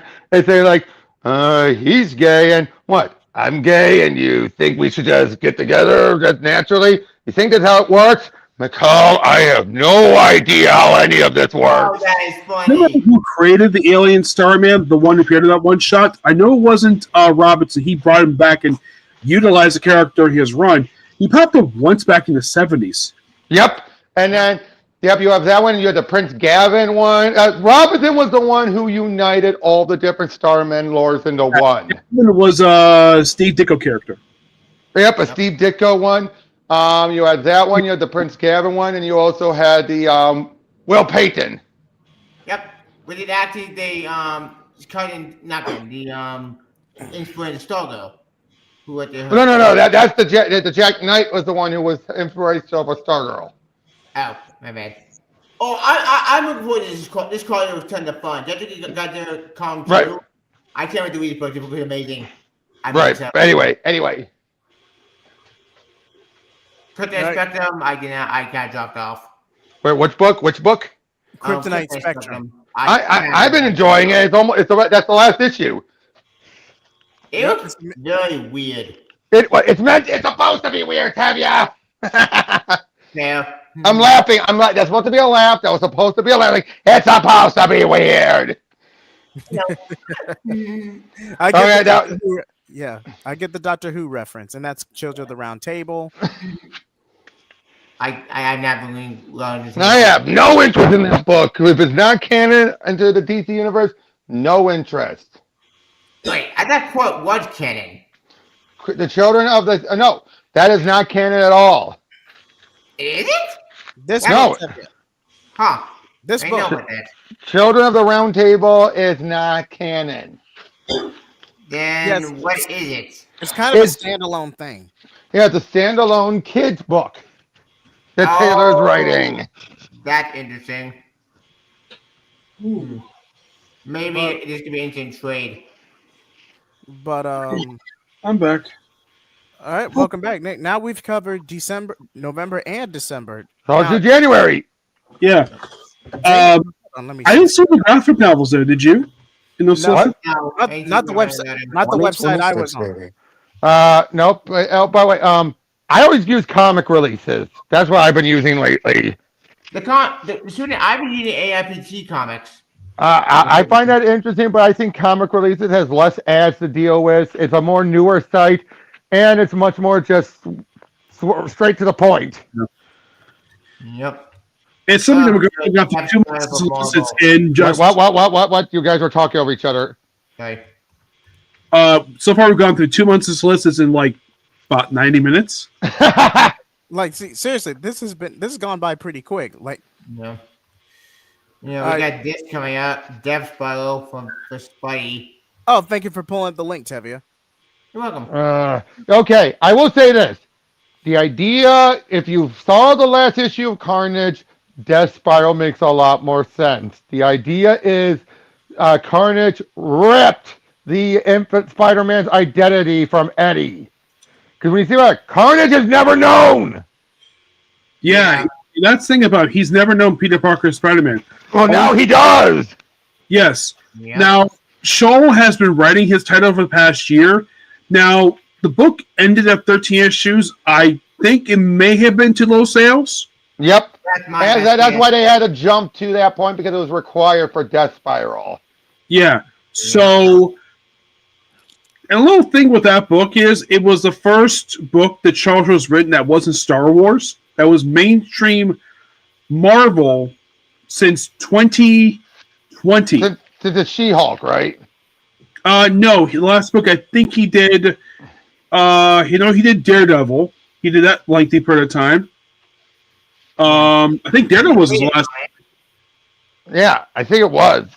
Yeah, I think Daredevil was the last one I could think of. He did work on that was mainstream Marvel. That wasn't Star Wars. He still technically working on Star Wars. I think he's working on the Kylo Ren book right now. Yep. By the way, he is saying now he's no longer exclusive at Marvel. He is open to doing DC work. And I know Mark Guggenheim is trying to get work back at DC. Yeah. I've met Guggenheim. Cool Yep, guy. same here. Really nice guy. One at a time, gentlemen. Yes. I have talked about many different things. Like, I did talk about one of my biggest issues with Arrow, that being Count Vertigo be a drug dealer. What did he say?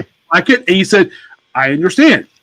He wasn't upset with me when I told him that because that was one aspect of Arrow that I just despised because it's like, it's not Count Vertigo at all. It's a guy claiming to be Count Vertigo, but it's not Count Vertigo. By the way, funny thing, technically, he still has the longest. His Blade comic is still the longest running at 12 issues. Yes, I read it. It's I amazing. loved it. Yeah, not that great on Howard Chaykin's artwork, but hey, it gave us the last time we ever saw Gene Colan draw Blade in a comic. Yeah. I've been just proud of Death Spiral. Oh, sorry. Yeah. Death Spiral, I heard about this at Tampa, New York Comic Con, this one. It's one of like several crossovers that they're doing next year. Wait, which comic? This is one of several. Sorry, I'm not looking at my phone right at the moment. That's why. Yeah. So I did a news video recapping basically what was announced from Comic Con. In my honest opinion, the biggest announcement they made was Josh Williamson on Iron Man. That was my opinion. Yes, that was the only one. Yeah, that was the only one. good Marvel news. That was the only good Marvel news with Williamson on it. And here's DC. DC had a much bigger announcement when they announced that Batman Nightfall was going to be adapted. Yep, 4 parts written by Jeremy Adams. And he confirmed on Twitter that it's not going to be Damian in the Robin suit. It's going to be Tim. Yeah, and here's the thing. Yeah. This is going to be the first time since Batman Year One we've had a adaptation that's not being shoehorned into an already established universe. There was also Dark Knight Returns. But Year One was after that. Yes. Also, this movie, and I mentioned to the writer, one of the writers of the story on Twitter, this is the very first comic book to be written by Chuck Dixon to be adapted for an animated movie. That's true. So most of the other stuff was adapting other people's work, not his. Except for Bane. Except for Bane. Yeah. One of the episodes animated series that was one of his comic books, Bullet for Bullock. He wrote the original comic the episode is based on. Tevye, you may have to go on Google to find the solicitations directly. Yeah, I'm trying to find an article. Again, just do what I say. Go to comic releases. Okay. Yeah. And I love the fact you have Ryan Stegman, the artwork for Iron Man, which good choice. Oh no, he's just the cover artist. Yeah. He's not the interior. He's not the interior artist. I don't know who's the interior of that one. No, yeah, that's League of Comic Geeks. That just gives you That gives you what's Hold coming out. on, I will get it. Let me get it. Let me get it. Yeah. Are we going? Are we going? Looking. You want the DC solicitation? Yes, we're gonna go ahead and do January. We're on a hot Okay. streak. Hopefully, we can get all 3 done within 2.5 hours. Okay. All right. Give me a moment. Give me a moment. Nick, are you okay with that? Yeah, I'm okay with it. All right. Yeah, Now, I have a death file. I don't care. Yeah. Jay, I I, got one minute and I'm one at a time. One at a time, guys. yeah. Sorry. Yeah. You may notice I've been coughing, but you've not been hearing it because I've muted my microphone every time I do it. And I appreciate By it. the- So much. It helps keep the flow. I appreciate that, Nick. By the way, you guys heard that My Little Pony's gone to Boom now? I know what that. Interesting. I think that was the last Hasbro book published by IDW. Yep, that IDW. That was the last one they held on to. I'm gonna be completely honest. The only My Little Pony I'm aware of is the fact that my niece watches the cartoons. That's the only. There you go. My eldest niece, she liked it, but she grew out of it. It's in the private chat. And for some reason, they've taken a pretty unique new fan base in recent years. I'm not going to mention it because I'm not going to. Don't want to. I think it's Lester. I think it's on the 6th or 7th generation of My Little Pony, correct? Yeah, 6th generation. No. Yes. 5th. They might be doing a 6th. They have not confirmed a 6th. By the way, there's also the February solicitation. Okay. So I have been told by my brother-in-law that his sister was a fan of My Little Pony. Okay. I only know 2 of the characters, Pinkie Pie and Rainbow Dad. I don't follow My Little Pony. So all right. We don't need to keep going on. Quick thing. So are we starting with hardcover / trade paperback? I just go to the issues. Just go to the issues. I say. Right. Okay. By the way, have you guys read both of the Fantastic Four Gargoyle crossover? No. Really good. Let's get this. And the one that Marvel did, we get the other team up that we've been, or meet up that we've been probably anyone who's a big fan of Gargoyles has wanted. Tony Stark and Xanatos. That's cool. That's interesting. And we see them both in their armors. Yep. You really cool Fantastic Four ever do, and I know Marvel would never do this. Fantastic Four and the Challengers of the Unknown. Yeah. Knows, but I can see. Wait, I can see that as a backup story in one of the upcoming if they do, and when they do Spider-Man, Superman, 50 years next year. They may pull that off. They may do it. They might do it. I can see it as a backup story. If they're willing to do Guardians of the Universe meets Guardians of the Galaxy, I think they can do it. Yeah. The one of those crossovers they did, the only one I saw recently of those DC Marvel crossovers, the only one who actually a writer who wrote both characters was Nightwing and the Lord McCann and Wolverine. That was Tom. Yep, Tom Taylor. Yep. Because I think Al Ewing wrote the Batman Deadpool one, didn't he? No. That was Zeb Wells and then Grant Morrison. Okay, Zeb has written Deadpool before. I don't think he wrote Batman before. No, he wrote that. No. But I will say this, though. I thought they both represented their universe as well. The Marvel one was more grounded. The DC one was more fantastical. The Marvel one was just not that good, in my opinion. It was kind of disappointing. Like I said, it was grounded. Yeah. Much like Marvel is. Yeah. DC. Okay, so we got the Valentine's Day anthology first. Blah. People go next door. I don't know what this is. I tell you, I just said the Valentine's Day. You might have to zoom in a bit. You might have to increase your zoom a bit so we can see those solicitations. Yeah. Black and Gold. Interesting because Black and Gold, I think, sold really well for DC for. Oh yeah, all those anthologies did. Wait, JD, I sent the link for you to share. Oh. Yeah. You know what? Yeah, you can share it. I put them in the private chat. I said. Yeah, thank you. Yeah, sorry. No, sorry. Oh, you put in January and February. Thank you. Yeah, that way maybe we can do both. Yes. Let's see how far we get, gentlemen. Let's see how far we get. Yes. And with how fast we've been going. Yeah, let's see how far we can go. Really fast. Also, have you guys seen the person who's going to be Batman for the DCU? Because I thought they just announced it. They have not confirmed anything yet. They have a lot of rumors going I see a picture there behind. I think that's how. I think it's Knockout. Oh. Knockout. Oh, she's one of the female Furies. We'll probably see her again when we go scroll down. It's Hush. Yeah, these are the. Okay, Yeah, this book has been played like crazy. Which the person to blame for this is not Jeff Lowe, not Scott Williams, not Alex Sinclair. It's Jim Lee. Yep.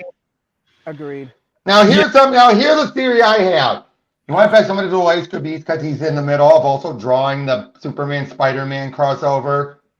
I won't be surprised about that. You want to bet? Yeah, I'll take that. Jay Heat, what do you think? I agree. It's just he's got a lot going on between managing the company. I mean, yep. To the crossover. Oh no! I'm just saying. I will not be surprised. It hasn't been confirmed. But come on, it's Superman, Spider-Man. It's gonna be Jim Lee drawing it. It's gonna be way more important than Batman Hush 2. I know Jim Lee has drawn Batman for.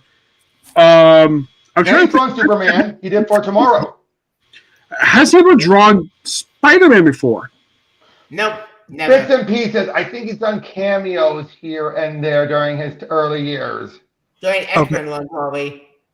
Okay, Batman Hush 2, that's going to be wrapped up and collected by the end of March, which with how often it's been delayed, I'm pretty sure issue 6 and the trade paperback are going to get released the same week. I'm almost Yep, they've been doing that a bit lately, where they're doing it within a week. What the terrible Hush 2? I don't. It's a terrible story. If it was an Elseworld, it would have been received a lot better. I would say this, Tevya. It's not terrible because I've read a lot worse, but it's not worth the hype. I will say this though. I will not say Loeb has lost it because last Halloween was amazing. Yes, and the fact that they tell me if anyone's caught this. They're basically saying Mario Falcone was the one behind it, working with Harvey in last Halloween as Holiday. Those were the ones.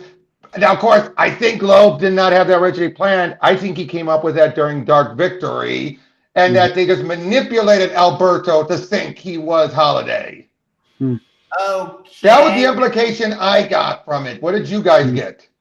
I felt confused. Like, wait. I'm asking the other guy. Sorry. I would agree to that notion as well. I probably think so. Yeah, that was the implication. They were saying that Mario was this and this. It's like, yeah, he was Holiday. I've never heard of this title. Conga You Lost Life. I've never heard of the series. I don't know what it's a kiddie book, a young adult novel. Yeah, they're trade. All these are young adult novels or trade collections. Yeah, this that is a reprint because Boy of Steel, that's new. Yeah, this is what. No, that Boy of Steel is the first collection of the Mark Waid action run. Yeah. Super. Yeah, saw that earlier. The Harley Quinn book. L. Juan. I still have no idea who this person is at all. No idea, but apparently it's still selling. Elliot Kalin, I've only seen like a handful of their work, so I can't really form an opinion. But they're selling at least. That's what's at least. Same with now. I think Taryn Gorbeck on Catwoman doing a pretty good job. Hey, really enjoyed her on Thor when she took over for Kate. Is it interesting that this terrific book is not done by John Ostrander, the guy who created this character? Nope. Mm-hmm. John Ostrander hasn't done much. Oh, I saw Steve Englehart at Motor City. He is still wanting to do books. He actually said he was going to work on a follow-up to Dark Detective, but then things fell through. Oh, here's the thing about Dark Detective.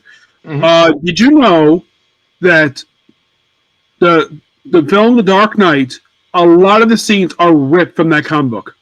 Dark Detective? Really? No, I think you're thinking of Strange Apparitions. No, not Strange Apparitions. Dark Detective. You read that comic book because it involves the Joker running for mayor or governor. Mayor, but it's a very similar idea. But a lot of the dialogue from Dark Knight. Because someone pointed this out. One of the guys that I follow, I Patreon, he pointed this out that comic book was ripped off for Dark Knight. I don't buy it. I thought reference to Dark Knight. It was more Long Halloween. Okay. But anyway. called Salazar Knight. He did like a whole retrospective on it. He brought up his video. All right. But anyway. What's one of them black and gold special? What's that? Well, they already did the red and blue specials. So it's basically them doing a new follow-up to those anthology books with a new group creators involved. Tom King's involved that book with Zachary 50/50 coin dust. Yeah. Wait, what? Wait, what? Tom King, he's involved in one of It's just it's an anthology book, Tevia. I know. But I'm just saying, since he's involved. I know, but then with Mitch Gerard, Mitch seems to bring the better stuff out of him. True. Yeah, there's Steve Orlando as well, so that can go out of the way. But anyway, DCKO. I love this book. This book is awesome. Okay, I said before, I'll say it again. I'm positive it's going to boil down to Superman or Lex. Yeah, that makes sense. I'm happy with that. It's going to be though. That's what the writing is saying so far. Wouldn't you guys say, like in the 2 issues so far? Probably. And I love it. Mm-hmm. Although, yeah, some of the characters are taken out like chumps. I will be honest. Yeah. They just didn't want Batman hogging the spotlight, which was a good move marketing wise. Oh yeah, putting him in the Night Quest. I have a question about the story.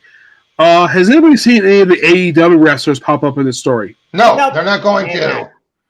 Really? Despite the fact they're on covers? Those are just variant covers. Yeah, because I know that AEW is working with DC. That's true, but variant covers do not represent what's in the book. Okay, the fact Jeremy Irons is really getting a lot of mileage out of his exclusive contract, isn't he? Yeah, he is. Kids All Life Special, All by Version 1. I think he's working on about 2 comics now. He's working on Green Lantern, Aquaman. And now he's doing all these one-shots. Yes. Yeah. He's doing this one, and he's doing the one that has all the crossovers. There was one series, I don't know if he's still writing it now, if it's concluded or not. Is he still working on Flash Gordon? Yes. Yes. He's still working on Flash Gordon. I think that's the only book he's been allowed to work on outside of DC. Now, I am intrigued about this one. The kids are all right. Yes, it's a tie-in one-shot, giving John a little something to do since he's not going to participate in the tournament. But this is the first time we've seen Jay's daughter literally since Jay Garrett. Hermione. Since Jay Garrett book ended. Yeah. I see Cassie there. I see. I think it's Leanne. That's Leanne. Leanne Harper. Yeah. Mr. Terrific. Yeah, this is the first time we're going to see Mr. Terrific sung fully. Have you heard there are people who are complaining, saying it's a disgrace of the character what he did? What? That's BS. That makes no sense. I'm not kidding. There are people who are saying that by revealing it, that his son is still alive and made Michael a deadbeat dad, even though he didn't know his son was alive. His son was kidnapped from the wound. I know. Yeah. But I'm the fact that there are people who just want to be annoyed. Is this Connor or John? John. The only downside I see with this comic is the fact that they got Cassandra Cain here. Like, they gave her her first solo series for the first time in over a decade. It's actually doing pretty decent. Lady Shiva's death notwithstanding. It may end. I don't know. The February solicitations wording could imply one or the other. I'm just saying you could have. No, should do. They spun annual done by her creators, which I know last I checked is still very much alive. Kelly Puttick and Damian Scott. I don't know what comics either of them have been doing lately. No. I would think that they should get a chance to do a comic for her again because they're the ones who created her. And I pointed this out to Williamson. He was not upset with me about because Kelly also created Connor Hawk. Because I politely pointed this out to Josh Williams first I met him that Chuck Dixon didn't create Connor Hawk. It was Kelly Puttick. Well, technically, Kelly was the first one to do Pack Girl series. She was created beforehand. Yeah, I'm going to read this second. They did not create her. She was created during No Man's Land. But for some reason, Kelly Puttick is credited for being her creator. Wait, okay, that's weird. For the DKO show, because I'm going to read this part. Fine. Yeah. Go ahead, Tevia. Yeah. John can always want to be a Titan when he grew up. That's not true. Kind of was. He did get a chance in Rebirth, but they ultimately voted no. Yeah, he did. Remember during the Solar Flare story? Yeah, yes. That's true. Yep. Okay, fair. But now that he is working alongside them in the effort to evacuate Earth, okay, he didn't think he'd be stuck babysitting young psychics. If Philip enjoyed it, he would have kid enjoyed it. He didn't get to go and tell you, but Tabia, you're muttering. Stay on, right. stay on topic. When the kid sneaked off to enter the fray and stop Granny Goodness, Makes sense. John will have to show the young heroes the ropes so they can save the day and prove that there is no age requirement to be a superhero. And you want to not miss the shocking finale. Wait, Yes, the shocking finale? This is the issue 1. It's a one. No. They mean the last page is going to probably set up something. Yes. Oh yeah, that Yeah. makes sense. Hey, Robert, you ever seen how Damian Scott drew Cassie King when she was in the costume? Yes, I remember that. I also remember how he drew Raven in her miniseries, and Was that good or bad? not good. That was an example of a book. I gotta say, the writing is stellar. The artwork hurt it bad. the Drew time, Cassie, it seemed like that. He drew a costume like it had creases in it. I remember that. Yeah. the I thought time, that was kind of weird. Right. the time displays fair play. I get, and how this is technically a follow up and everything with Jeff Johns and Stargirl and the Lost Children. This is kind of a conclusion to that, since that Mhm. did get shelved for a while. But why wasn't Cassandra Cain competing in the KO tournament, and then you could have just put Damien here? They only had so many spots to do it to fill in. Yeah. Yeah. This cover here, not that one. The third one there. That reminds me of like old school variant cover, old school from like the 70s, 80s. It's not that one. The third cover. Honestly, in my opinion, this setup would look better. It was Connor Kent. If it was Connor, this setup would make a lot more sense. No, I think John has earned his spot by now, Tavia. I get that, but Wait, is he still called Superman, or did he change his name? They go back and forth. They kept saying Super Son, or they're still just calling him John. Oh, I will say this. In the recent Superman Unlimited that Jeremy Adams did the dialogue, I want to make this clear, Tavia, before you say anything, has a point where he is like, he's in Smallville now. His parents have sent, his mother sent him there to go like, do some writing. See if you have our genes. You definitely have the journalistic genes. And one of the jokes is there's a guy, a scientist there, a young man who overhears John saying about how he's broken up. And so he's like, so and he's single now, huh? And then John is given glasses of disguise. Of course, Lana is just like, oh boy, here we go. John Henry is like, oh, this isn't going to work. And the guy who has a big crush on John as Superboy or whatever sees him as John Kent. He's like, yeah, whatever. And of course, like whoever you are, John's like, wait, how is this working? Lana, welcome to my world. And basically, this guy has a big crush on John as Superboy, but has no interest in him whatsoever. Even butchers his name as John. But of course, again, this guy is crushing on him. So Slott is continuing on. Now, John's not looking for a date. But I just want to say, I do like that Slott and Adams were at least acknowledging that, but having it be, oh yeah, one guy, he likes him in one form, but not the other form. With the guy Okay, I am just completely confused. Okay, it's basically taking a nod to the love triangle. Okay. The Superman love triangle, except instead of Lois, it's this random Stars lab scientist. Of course. Yeah, but the one with gray skin, she looks a lot like Grell. That is Grail. It is Grail. It is Grail. That's Raven. This is Grail. Yeah, Grail's going to be involved. But the whole point of Titans is dealing with the new gods.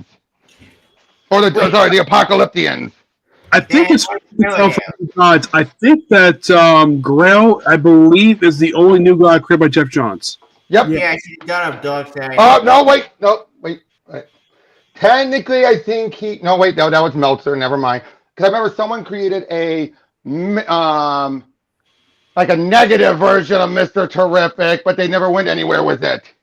There was one New God, I believe Christopher Priest created back in the 90s, named Tekla, I think his name was.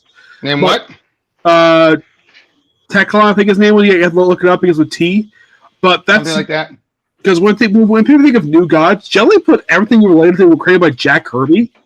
But that character, Knockout, and Sleaze was not a Kirby creation. Yeah.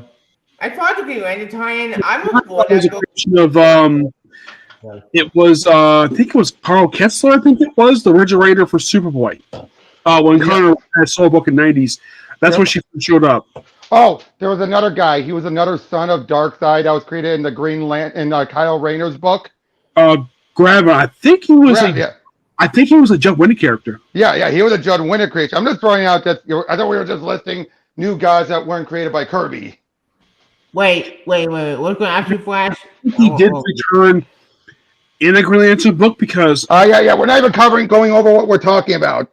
Yeah, we're kind of we got sidetracked. Right now, we're on Titans 31. We kind of got. We're just continuing on with them dealing with the New God and the Apocalyptians. The Omega Tournament.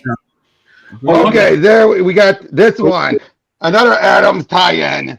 Yep, Green Lantern Galactic Slam issue 1. Yep, with the what's that wrestler name again? Obviously a nod to Adams Flash Run. Omega. I know, not just at all. I'm saying it's a nod. The character is a nod to Macho Man Randy Savage. He's so fun. I love that character. He's such a fun character. And he's pretty much Wrestler. Yep. No, he looks a lot like now that looks like a video game one, but that one with the beard, he looks a lot like Sheamus. Yep, that's him. Yep. No, I know, but I'm saying he's practically like Wrestler from Dexter's Lab, voiced by Randy Savage. Oh yeah. Sorry, my bad. Yeah. I didn't get the reference. But yeah, I like these one shots, and of course we're gonna have the other bigger one shot in a moment. And isn't it Star Sapphire behind Hal? Yep, no. she's been good for a while. Yeah, I thought that was Blackfire for a second. No, Blackfire's never part of the Star Sapphire card that I remember. They've had a male member that was John once. And wait, what did you say have the Green Lantern? No, Kyle had been one once. Kyle has been every color. Yeah. You go with this one. There was at one point DC was pushing him with Carol. And then God. I don't know what was editorial thinking about that. Yeah, and then once the Guardians ended, it was never brought up ever again. No, barely. King barely represented Omega Men. Good. The book, good. No one get ever wins it. Then she got a new fiance in the current book. I think that. And then he became the Crying Lantern. Yes, and now I prefer the term Synth Lantern. Yes. I believe since then, I believe Carol is back with Hal. Oh yeah, they're building up. In fact, we'll get to it in February. Solicitations, maybe. They're building up to 600, and he's going to ask her to marry him. Yay! John's want to do during his where he teased it in his last issue. He teased it, yeah. He teased in the last issue, and then again, when Vendetti came on, and I think Vendetti was following the editorial because editorial was originally going to kill off Jon Stewart permanently. Why? Yes, I don't know. I did talk to Phil K. Johnson about that. That was because he was writing. I was talking about during Vendetti's New 52 run, not current. Yeah, I met Vendetti. Cool guy. Yep. Here's a fun fact about him. Did you know when he started his Green Lantern was just after he started his run for Exo Man of War? Yep. That book is fun. Yeah, I love that book. And here's the weird thing about that book and the company it's published by, Valiant Entertainment. Mm-hmm. It's the only comic book since the company came back in 2012 to have 50 issues. Yep. The book that we run back to number 1, which is just frustrating. Yeah, and in my honest opinion, nothing can top Vendetti's run for that. Nope. Did every book after Vendetti run? I think, didn't Matt Kint have a run on it? No, I think it was first it was Gage, and a few other writers. Matt Nye has never wrote that book. He wrote Ninja. His Ninja book was amazing. Okay, I was just thinking, 'cause I know Matt Kidd did something at Valiant, so yeah. Anyway, Yeah. we're going way off topic. But anyway, but Batman. Fractions, Batman. Wait a minute. Oh no, Yeah, we got to go back up to the Absolute books. We went right past him We again. want to go back that we- Come on, Jay. Come on. Why are you breezing past them on us? Absolutely. Wait. Was this the next one? I thought there was one more one shot for DCKO. I think we're doing this. Yeah. Where's the one that's going to have Homelander in it? Is that this month? Or was this January or next month? We're in January right now. That's in February. Okay, my bad. No, you're good. But yeah, Absolute Batman. I think this wraps up. Yeah, part 2 of the Absolute Wonder Woman crossover. Yeah, Yep. it does. Then we're gonna get Absolute Zatanna. That's absolutely Zatanna. And a raid on Yep. Area 41. I kind Which it feels like they're gonna make her more Scarlet Witch-like. Yes. Of why they had these two crossovers, because of the 3 original books, these two are very popular fans. Well, I think it was always the plan too, though, because I think Aaron is still building his up. Wonder Woman and Batman have already been established. Yeah, but I'm assuming it's for the slow burn. My bad. No. All right, but but Absolute Superman. Aftermath. Yeah, the aftermath. So yeah, it's like 14 issues to wrap up his first arc. Issue 15 issues. No, 14 because this is the aftermath. Yeah, this is an epilogue. And it's costume, but more importantly, Absolute Flash. Okay. Okay, here's the question I gotta ask you. Edwina Song, do you guys think this is Eobard's ancestor, or do you think it's just female Eobard from the future coming to the past? It's female Eobard. I'm putting money on female Eobard. Okay, I thought it was her. I thought it was his ancestor, just as evil. Yeah, I think ancestor. I think it's real. This is another universe. Okay, one at a time. Sorry. So, what were you saying, Nick? This is another universe. I don't have a problem with changing the gender for Eobard. Nope. It's not an issue to me. Yep, same here. Just like I didn't have a problem when they did in the Earth 1 novels for Lex and Two-Face. Interesting. That is interesting because he's normally Earth villain. Goldface. He also fought the Flash. In the Flash book, he was a recurring character in that book. At one point, he was leader of a union. Now, I would say this. Absolute Martian Manhunter, I think, should not have gotten more issues. I think that was just done. It got it because of the quick hype. People were still jumping like, oh, it's Absolute. Everyone ordered it, and they jumped on it too soon. And I think that's part of the reason why it goes that, and because they didn't know what to come up with. That's part of the reason why they did it as 2 separate, split it in 2. Yeah, and it's 12 issues, so it's not going to be around much longer. No, it's only going to be 12 issues. Yeah, it's going to get revamped as a maxi series, basically. Yeah, it was originally a 6-issue mini. Because here's how it goes. They do 6 issues. If it does well, it goes up to 12. If it does better before the 12th issue, then it goes to an ongoing. Much like what happened with Green Arrow and with Poison Ivy. Yeah. Well, question. Speaking of Absolute Martian Manhunter, why did it say secret in this 15? They're not going to spoil. They're not spoiling. They're going to spoil it. Yeah, they do this occasionally. So Batman, what do you think about Batman being episodic? I'm fine with that. Yeah, like my only problem is maybe if I had to be objective, the only problem being with that how they're trying to make Damian a brat again to prop up Bruce and Tim. Oh my god, that's probably the only issue I really have with it, characterization wise. Yeah, I don't like that at all. If you want to give Tim some shine, just don't put Damian in the book. Problem solved. Right. Great be the main Robin. Dang it. Yeah. This is why I believe sharing the role. The Batgirls can get away with it because, well, Barbara's pretty much Oracle at this point. Cassandra's and spoilers, and Stephanie's kind of her own thing to spoiler anyway. So with Stephanie and Cassandra, you can get away with it. But with Tim and Robin, especially given their sibling rivalry, it just doesn't jive the same, if that makes sense. So again, now Lady Deathman. Wait, Lady Deathman.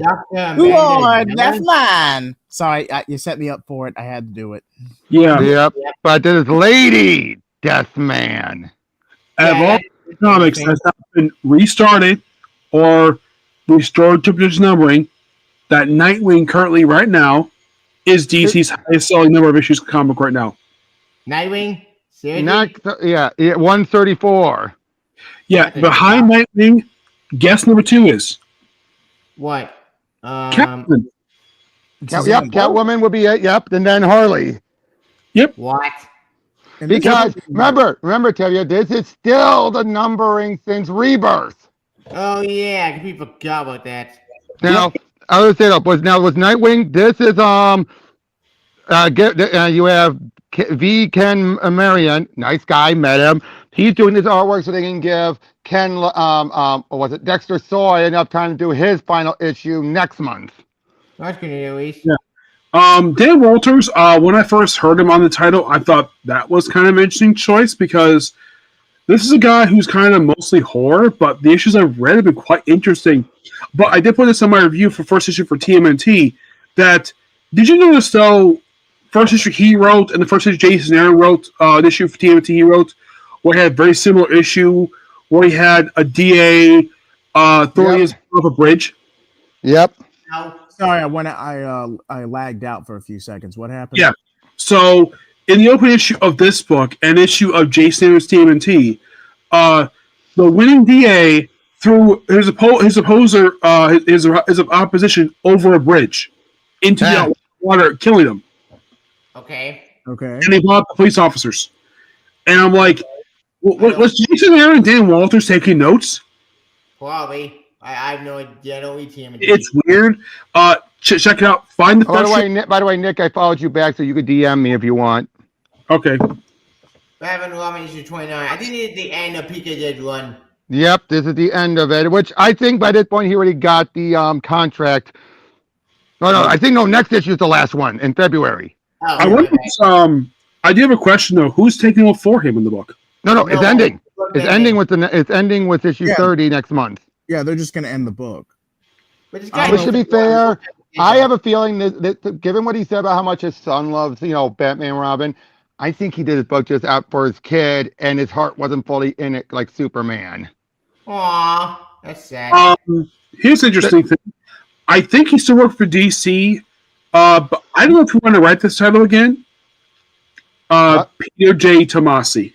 Yes. No, he's exclusive with Ghost Machine. Yeah, But he cut ties. No, Tevya, exclusive with Ghost Machine. He would void his contract. Yeah, and I think he's probably still on bad terms. Yeah, what they did to Tomasi. Yeah, out of anyone who got screwed over leading up to 5G, it was Bendis, Tomasi, Percy. Which is funny because Ben is the one who screwed over Tomasi. Ben is the one who did it. It was Tomasi and Jerry got screwed over. Jurgens got it the worst, though, if I'm being completely honest. I'm so bitter about that.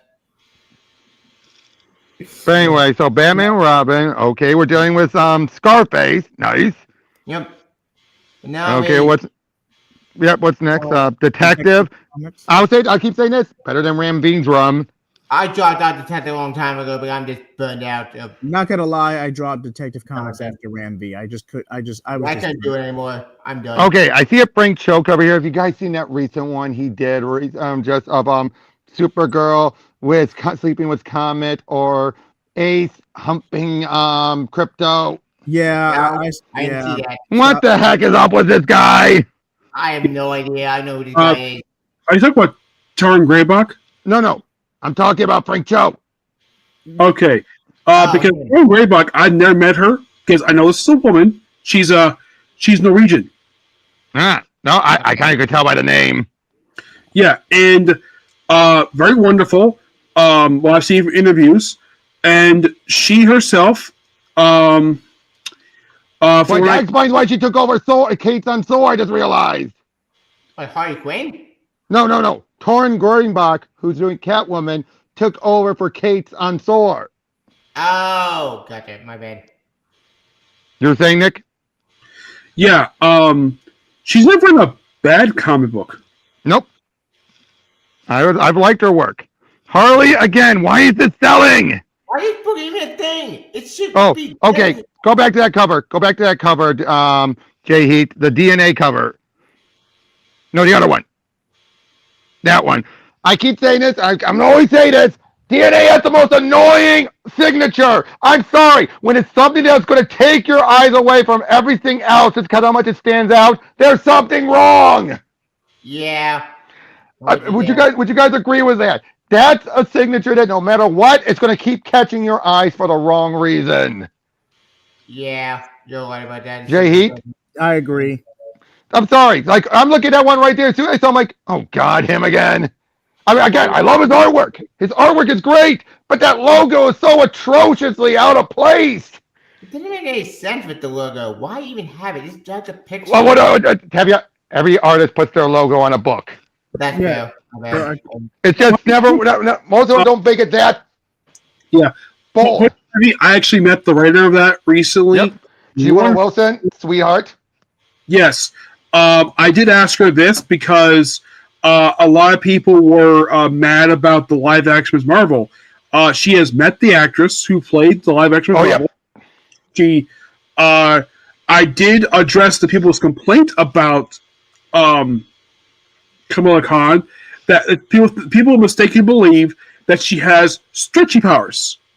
No, she has size changing powers. Well, no, that's not true. She has stretchy powers and size changing powers. She's a polymorph. And yeah. By the way, Nick, Elizabeth Maxwell, sweetheart, met her in the image you sent me. Yeah. Recently she celebrated her 42nd. I think it was her 42nd birthday. Nice. Well, but yeah, G. Wilson. No. I think she was okay. But anyway, on. Go back up again. Go back up a moment, Jay Heat. I want to double check some. Oh yeah, there's Harley and Ivy. This is basically trying to fill in gaps about their entire history. This is canon, apparently. How about non-canon? Nope, it is canon. It's just broad stroke canon. I don't know what that means. It means do not take this as absolute canon. It's just summarizing the canon. Okay. So similar to history books. Basically, a condensed version of the Harley Quinn animated series season 1. Basically. No.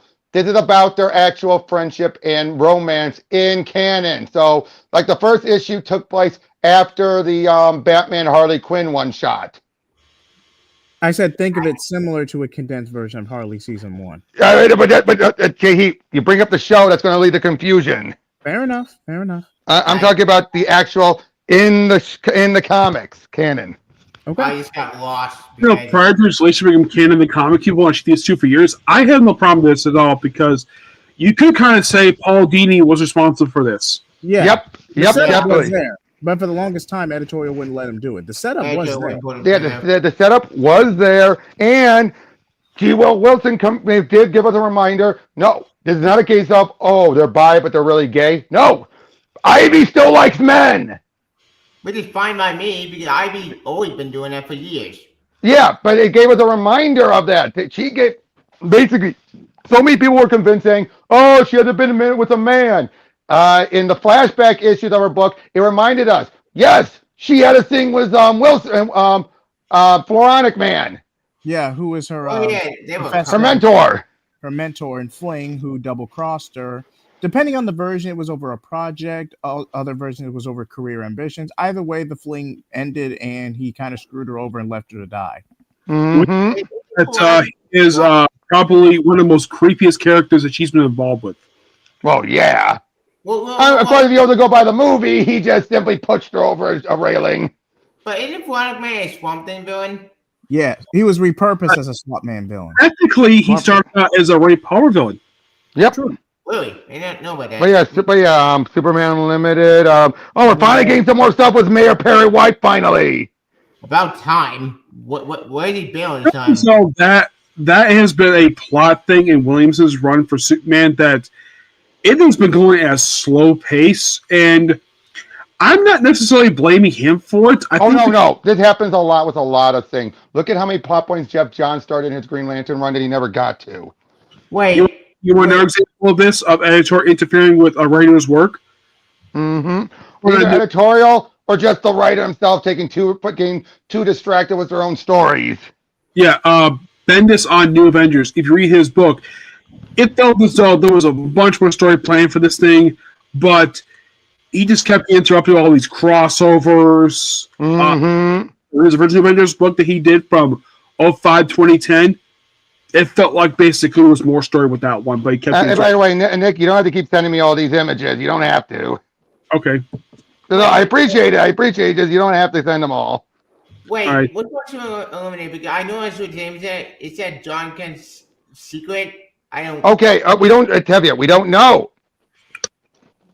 Well, that's just in the thing. Wait, go back. He means unlimited. He means unlimited, J Heat. Okay. Yeah. So go back up a little more. I think we're at Lemonade. No, there we are. Yeah, here it is. Like it said, and I quote: "At the Mayor Perry White, I've been seeing so many threats against Metropolis over the years, but even the bulldog of a city hall is unprepared for a murderous rampage by the all-new prankster. Superman now in a race against time to save his friend from a truly sick and twisted death. Do not miss this one. Yeah. This is the story that will redefine prankster at one Superman top tier road. Well, I'll say, he hasn't been that way since Kurt Busiek wrote him. Yeah. Yeah, I'm saying something. Backup story. Daily Planet reporter John Kent learns a life-changing secret. The Kryptonite Kingdom receives a strange visitor, and Steelworks sees some crazy ass on the horizon in Dying Laughing Part 1. So John, we don't know what the secret John's going to find. Yeah. When I read the first couple issues of this book, it feels a lot like 90s Superman. Yeah, it does. And I would say Williamson's been doing the same way too. That's what I've been loving about the books with it lately. Yeah. Action Comics, because that's the feeling of the book. Like Superman and Superman Limited, 90s. Action Comics currently Silver Age with a modern twist. Yeah. Not Supergirl. I think Supergirl is a nice mixture of everything. Yeah, I would say so. Yeah. I'm sorry. I said it before. I gotta say it again. I just love the fact Sophie Campbell revealed. Oh, sometimes a Kryptonian comes gains sunlight. They just get really sick. Look, Yeah. I know about that. Yeah. I wonder. Oh yeah. I never met Super Campbell, but I wonder whose idea was it to give Supergirl the show off her belly again? Because prior to this comic, she hasn't done this since like 2011. I think, to be fair, I think it was Sophie's idea since she's the artist too. Yeah, she's credited as both. Well, not in this issue, but most of the issues, it's her. Joe Quiones is taking over as a guest artist for this one. Yep. Yeah. When I read the Supergirl universe end, they didn't have the Supergirl logo for the last two volumes. They had the Supergirl logo from the volume that lasted from 05 to 2011. Right. Oh, by the way, Mark Waid, I'm so glad he's having General Lane not be a General Ross knockoff anymore. He's actually reasonable. Thank God. When Jerkins wrote him, he wasn't technically like that at all. Oh, I know, but I'm just saying, though, as like the similarities is there. The similarities. Yeah. Okay. And General Ross is more of a play on Captain Ahab with Moby Dick. Yeah, but unfortunately, Jeff Johns is the one who made him more of the General Ross type. Yeah, it was him, Robinson, and Rucka. Yep. Super. Caveat. It was just for the point of the story. That's why. It was the Krypton stuff. That's what did it. And at the end of it, he killed himself. At the end of the whole story. Stupid. And then with the current continuity, no mention of it at all. Yep. He's not played a big role in the last 15 years. I mean, he is not since Superman Unchained. Yeah. No. Not since Graduate. Since Bendis Graduate event. Oh yeah, you're right. When he killed him off and then revealed he had a son, which makes no sense because that completely contradicts the whole point that he raised Lois and Lana like they were sons. Why would he do that if he had a son from an affair and he knew about it? Yeah, that makes no sense to me at all. The one thing that I've noticed, though, you know how basically Superman's occasionally had in his own Fortress of Solitude past costumes?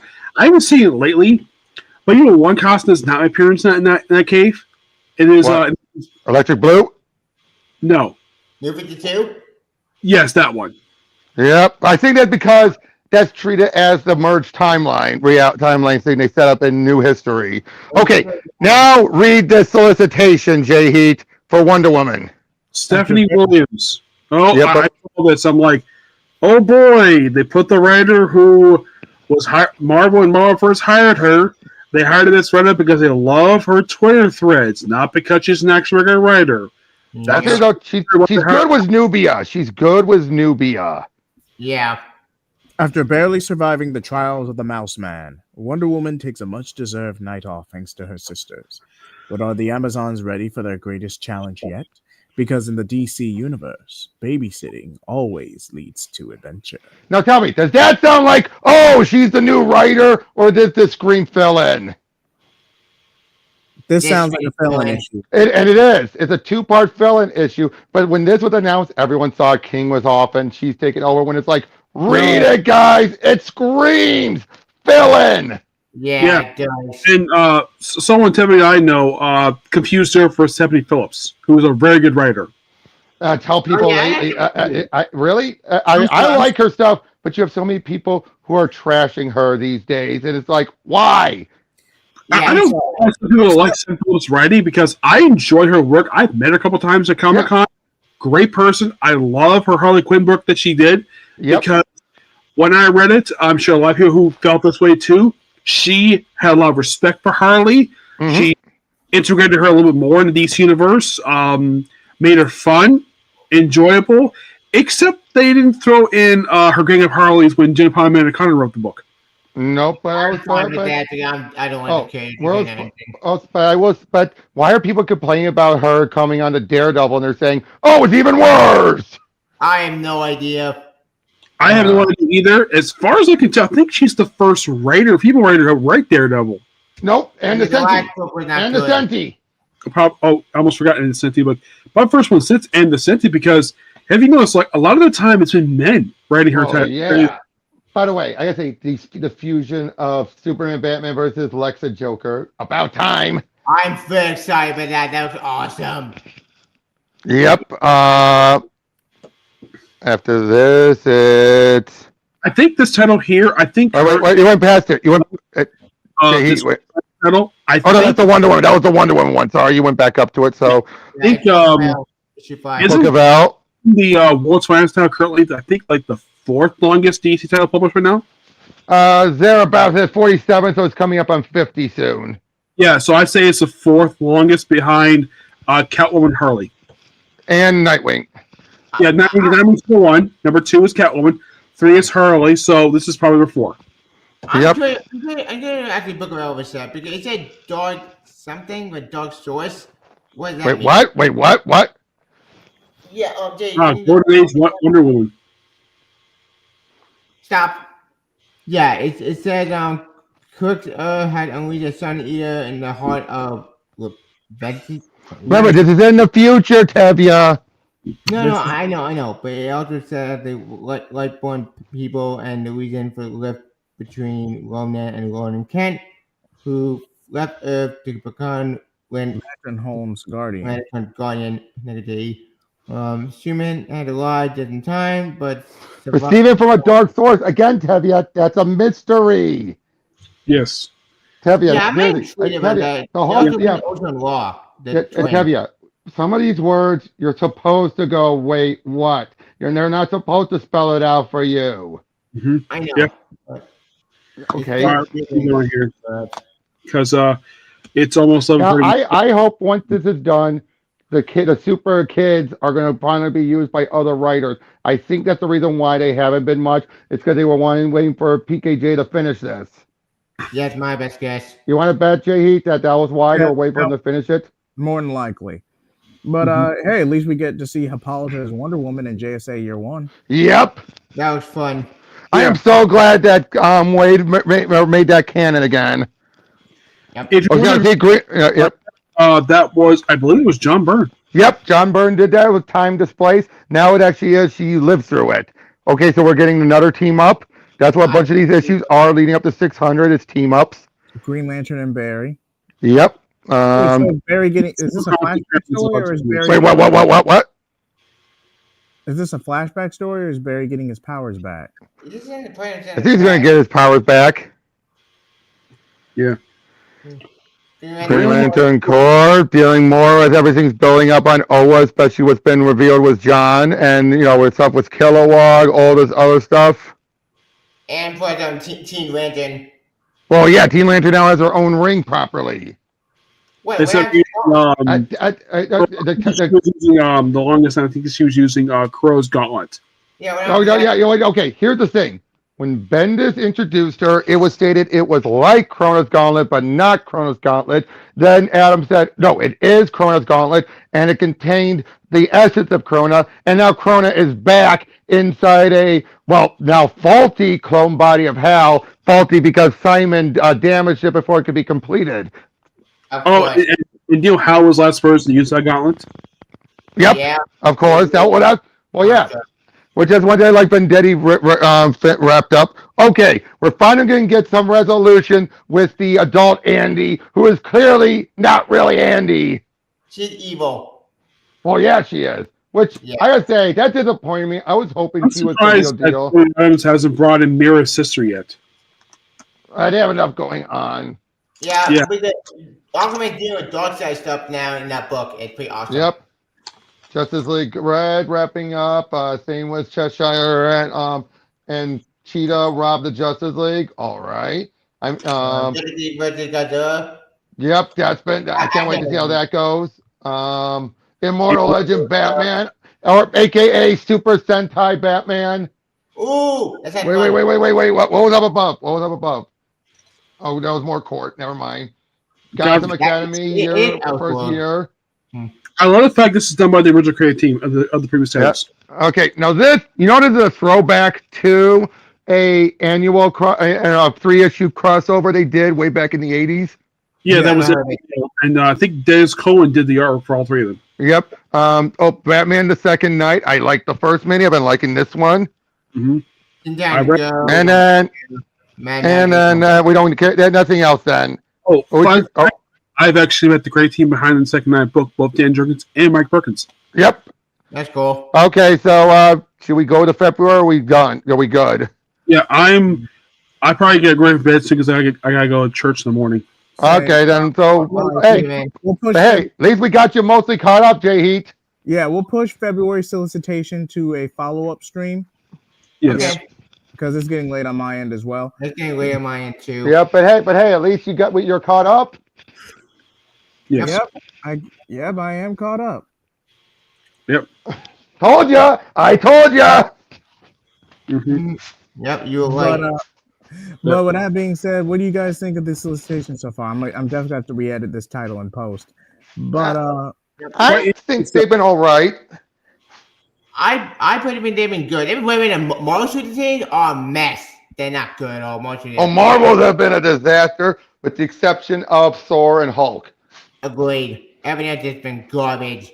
Okay. Garbage may be harsh, Tevya. Okay, you're right. That's too far.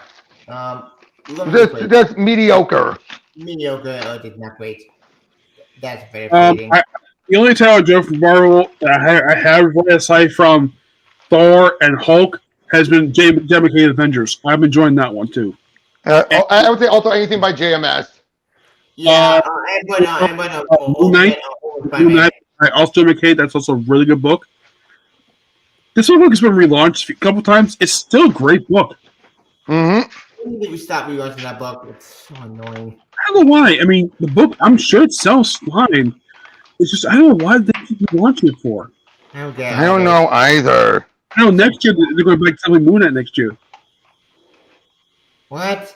Again? Yeah, just Moon Knight. But still Jim McKay in the writing. And maybe it's going to be similar to what's going on with Hulk and Thor, and it's meant to be for a story reason. Yeah, Hulk is being retitled as Infernal Hulk because it's now because now we're having the eldest is inside of Hulk's body after ripping out Bruce. Huh? How does that work? Okay. Caveat.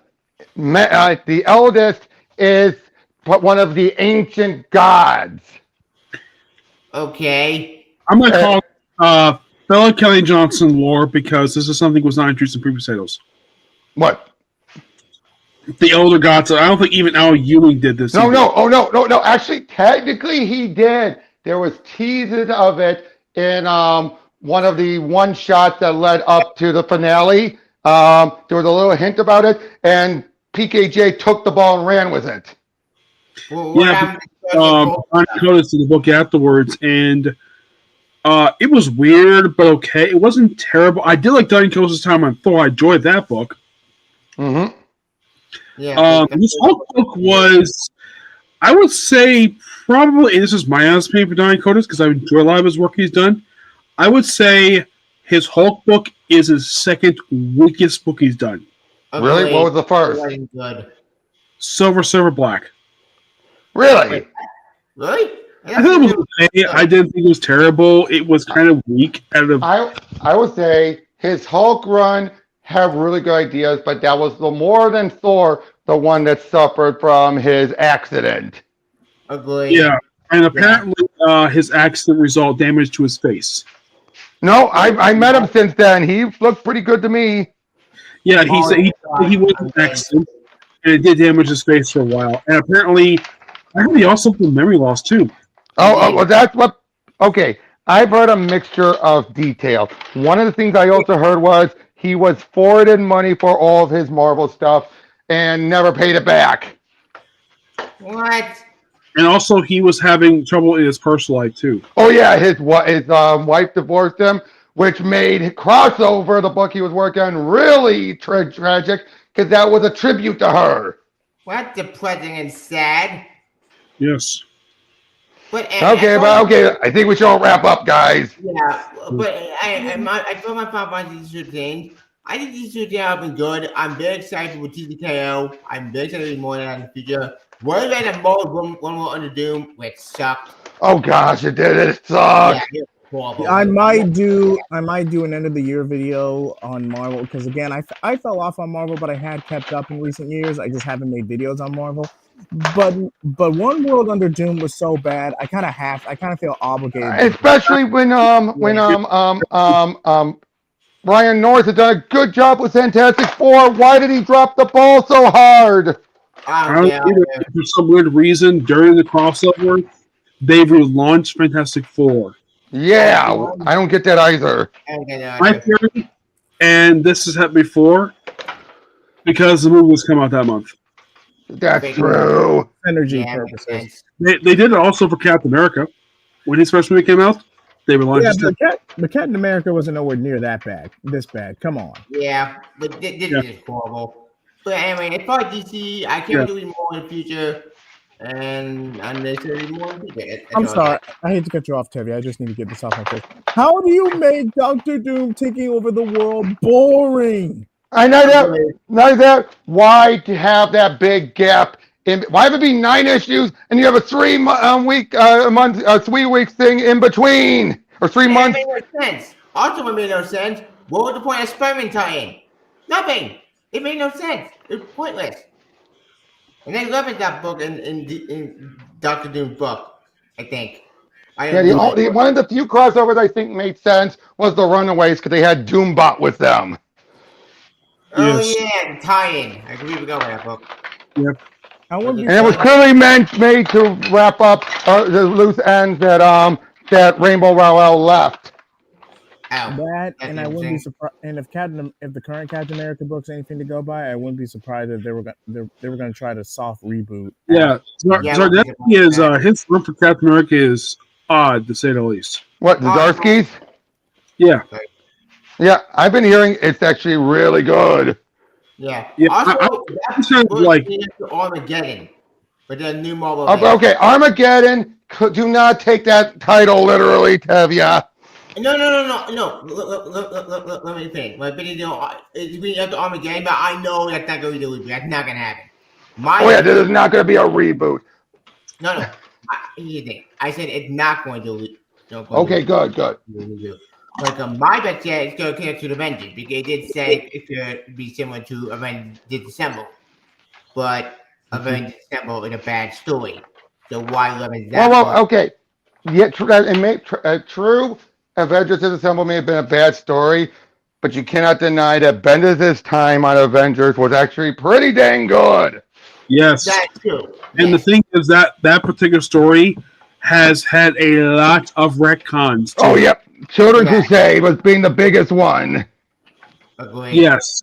Which of course in that story they sadly they brought back Scott Lang, but they killed Cassie, but she was later brought back in Avengers World. Nick Spencer. Yep, I I thought she was remember brought that. back at the end of Access. Yeah, it wasn't enough for Access. It was the last couple issues because if you're Avengers World, the first 12 issues felt like a complete story. The actually first 14 issues, the last 2 issues he wrote, felt like bonus issues. Yeah, Mm-hmm. I was wondering about that. And then the issues came afterwards were just put there because Marvel needed something to fill in the gap for the 8-month time skip they have for Hickman's Avengers books. Yep. Yeah, Pretty much. yeah. But as far as Armageddon, I don't care. I'm burning out with Avengers. We're going to talk about this another time because it's getting pretty late. Yeah. Right. Let's wrap up. That's what I said earlier. Let's wrap up, guys. All right. Anything you guys want to promote or anything you got coming up on your channels? Not really. Besides, well, in a couple of the start of January, I will be reaching my 650th lesson of PTN already. Oh, congrats. And I can already tell you what I'll be covering. I'm going to be covering Dan Slott's Silver Surfer. Ooh, that's fun. And then when I reach 666, I'm covering iZombie. Guys, Because, of course, I'm going to make a special stream episode for 666. Have you thought of covering your lessons, Dan Slott's Superior Spider-Man? I have not gotten to that yet. Now, here's the thing, though. With my show, it has to be a book that I've read that others haven't. Yeah. In the Just case want to make that clear. everybody's read that one. Mm-hmm. I don't know what Fantasy Spider-Man. I did not like that book. Yeah. I agree. Anyway.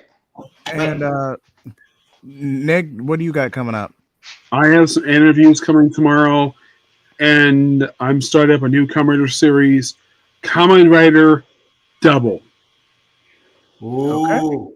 Nice. Also, India, I think this is a Ranger stop when I was there. Nice. That was cool. Kamen Rider O's. Love his series. It's amazing. Ooh. Awesome.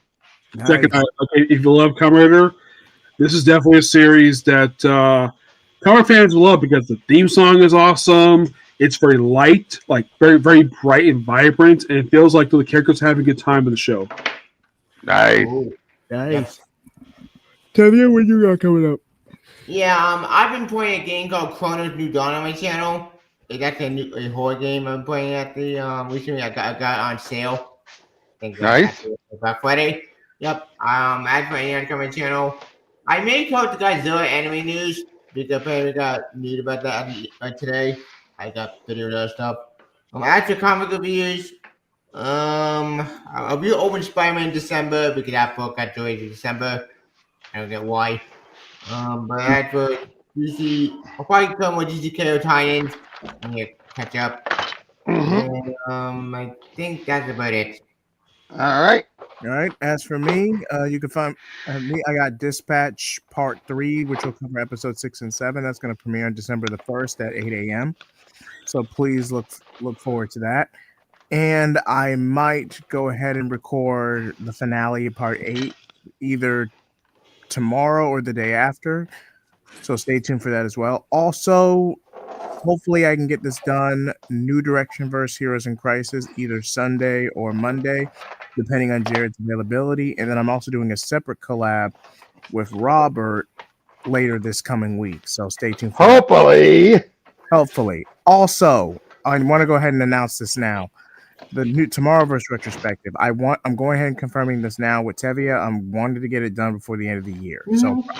So around Christmas time, if not a couple of days before at the absolute latest. Okay. All right. And yeah, that's all I got for now. Like, comment, subscribe. Thank you so much for joining us this late. Have a good night, everybody. Flame off. Bye.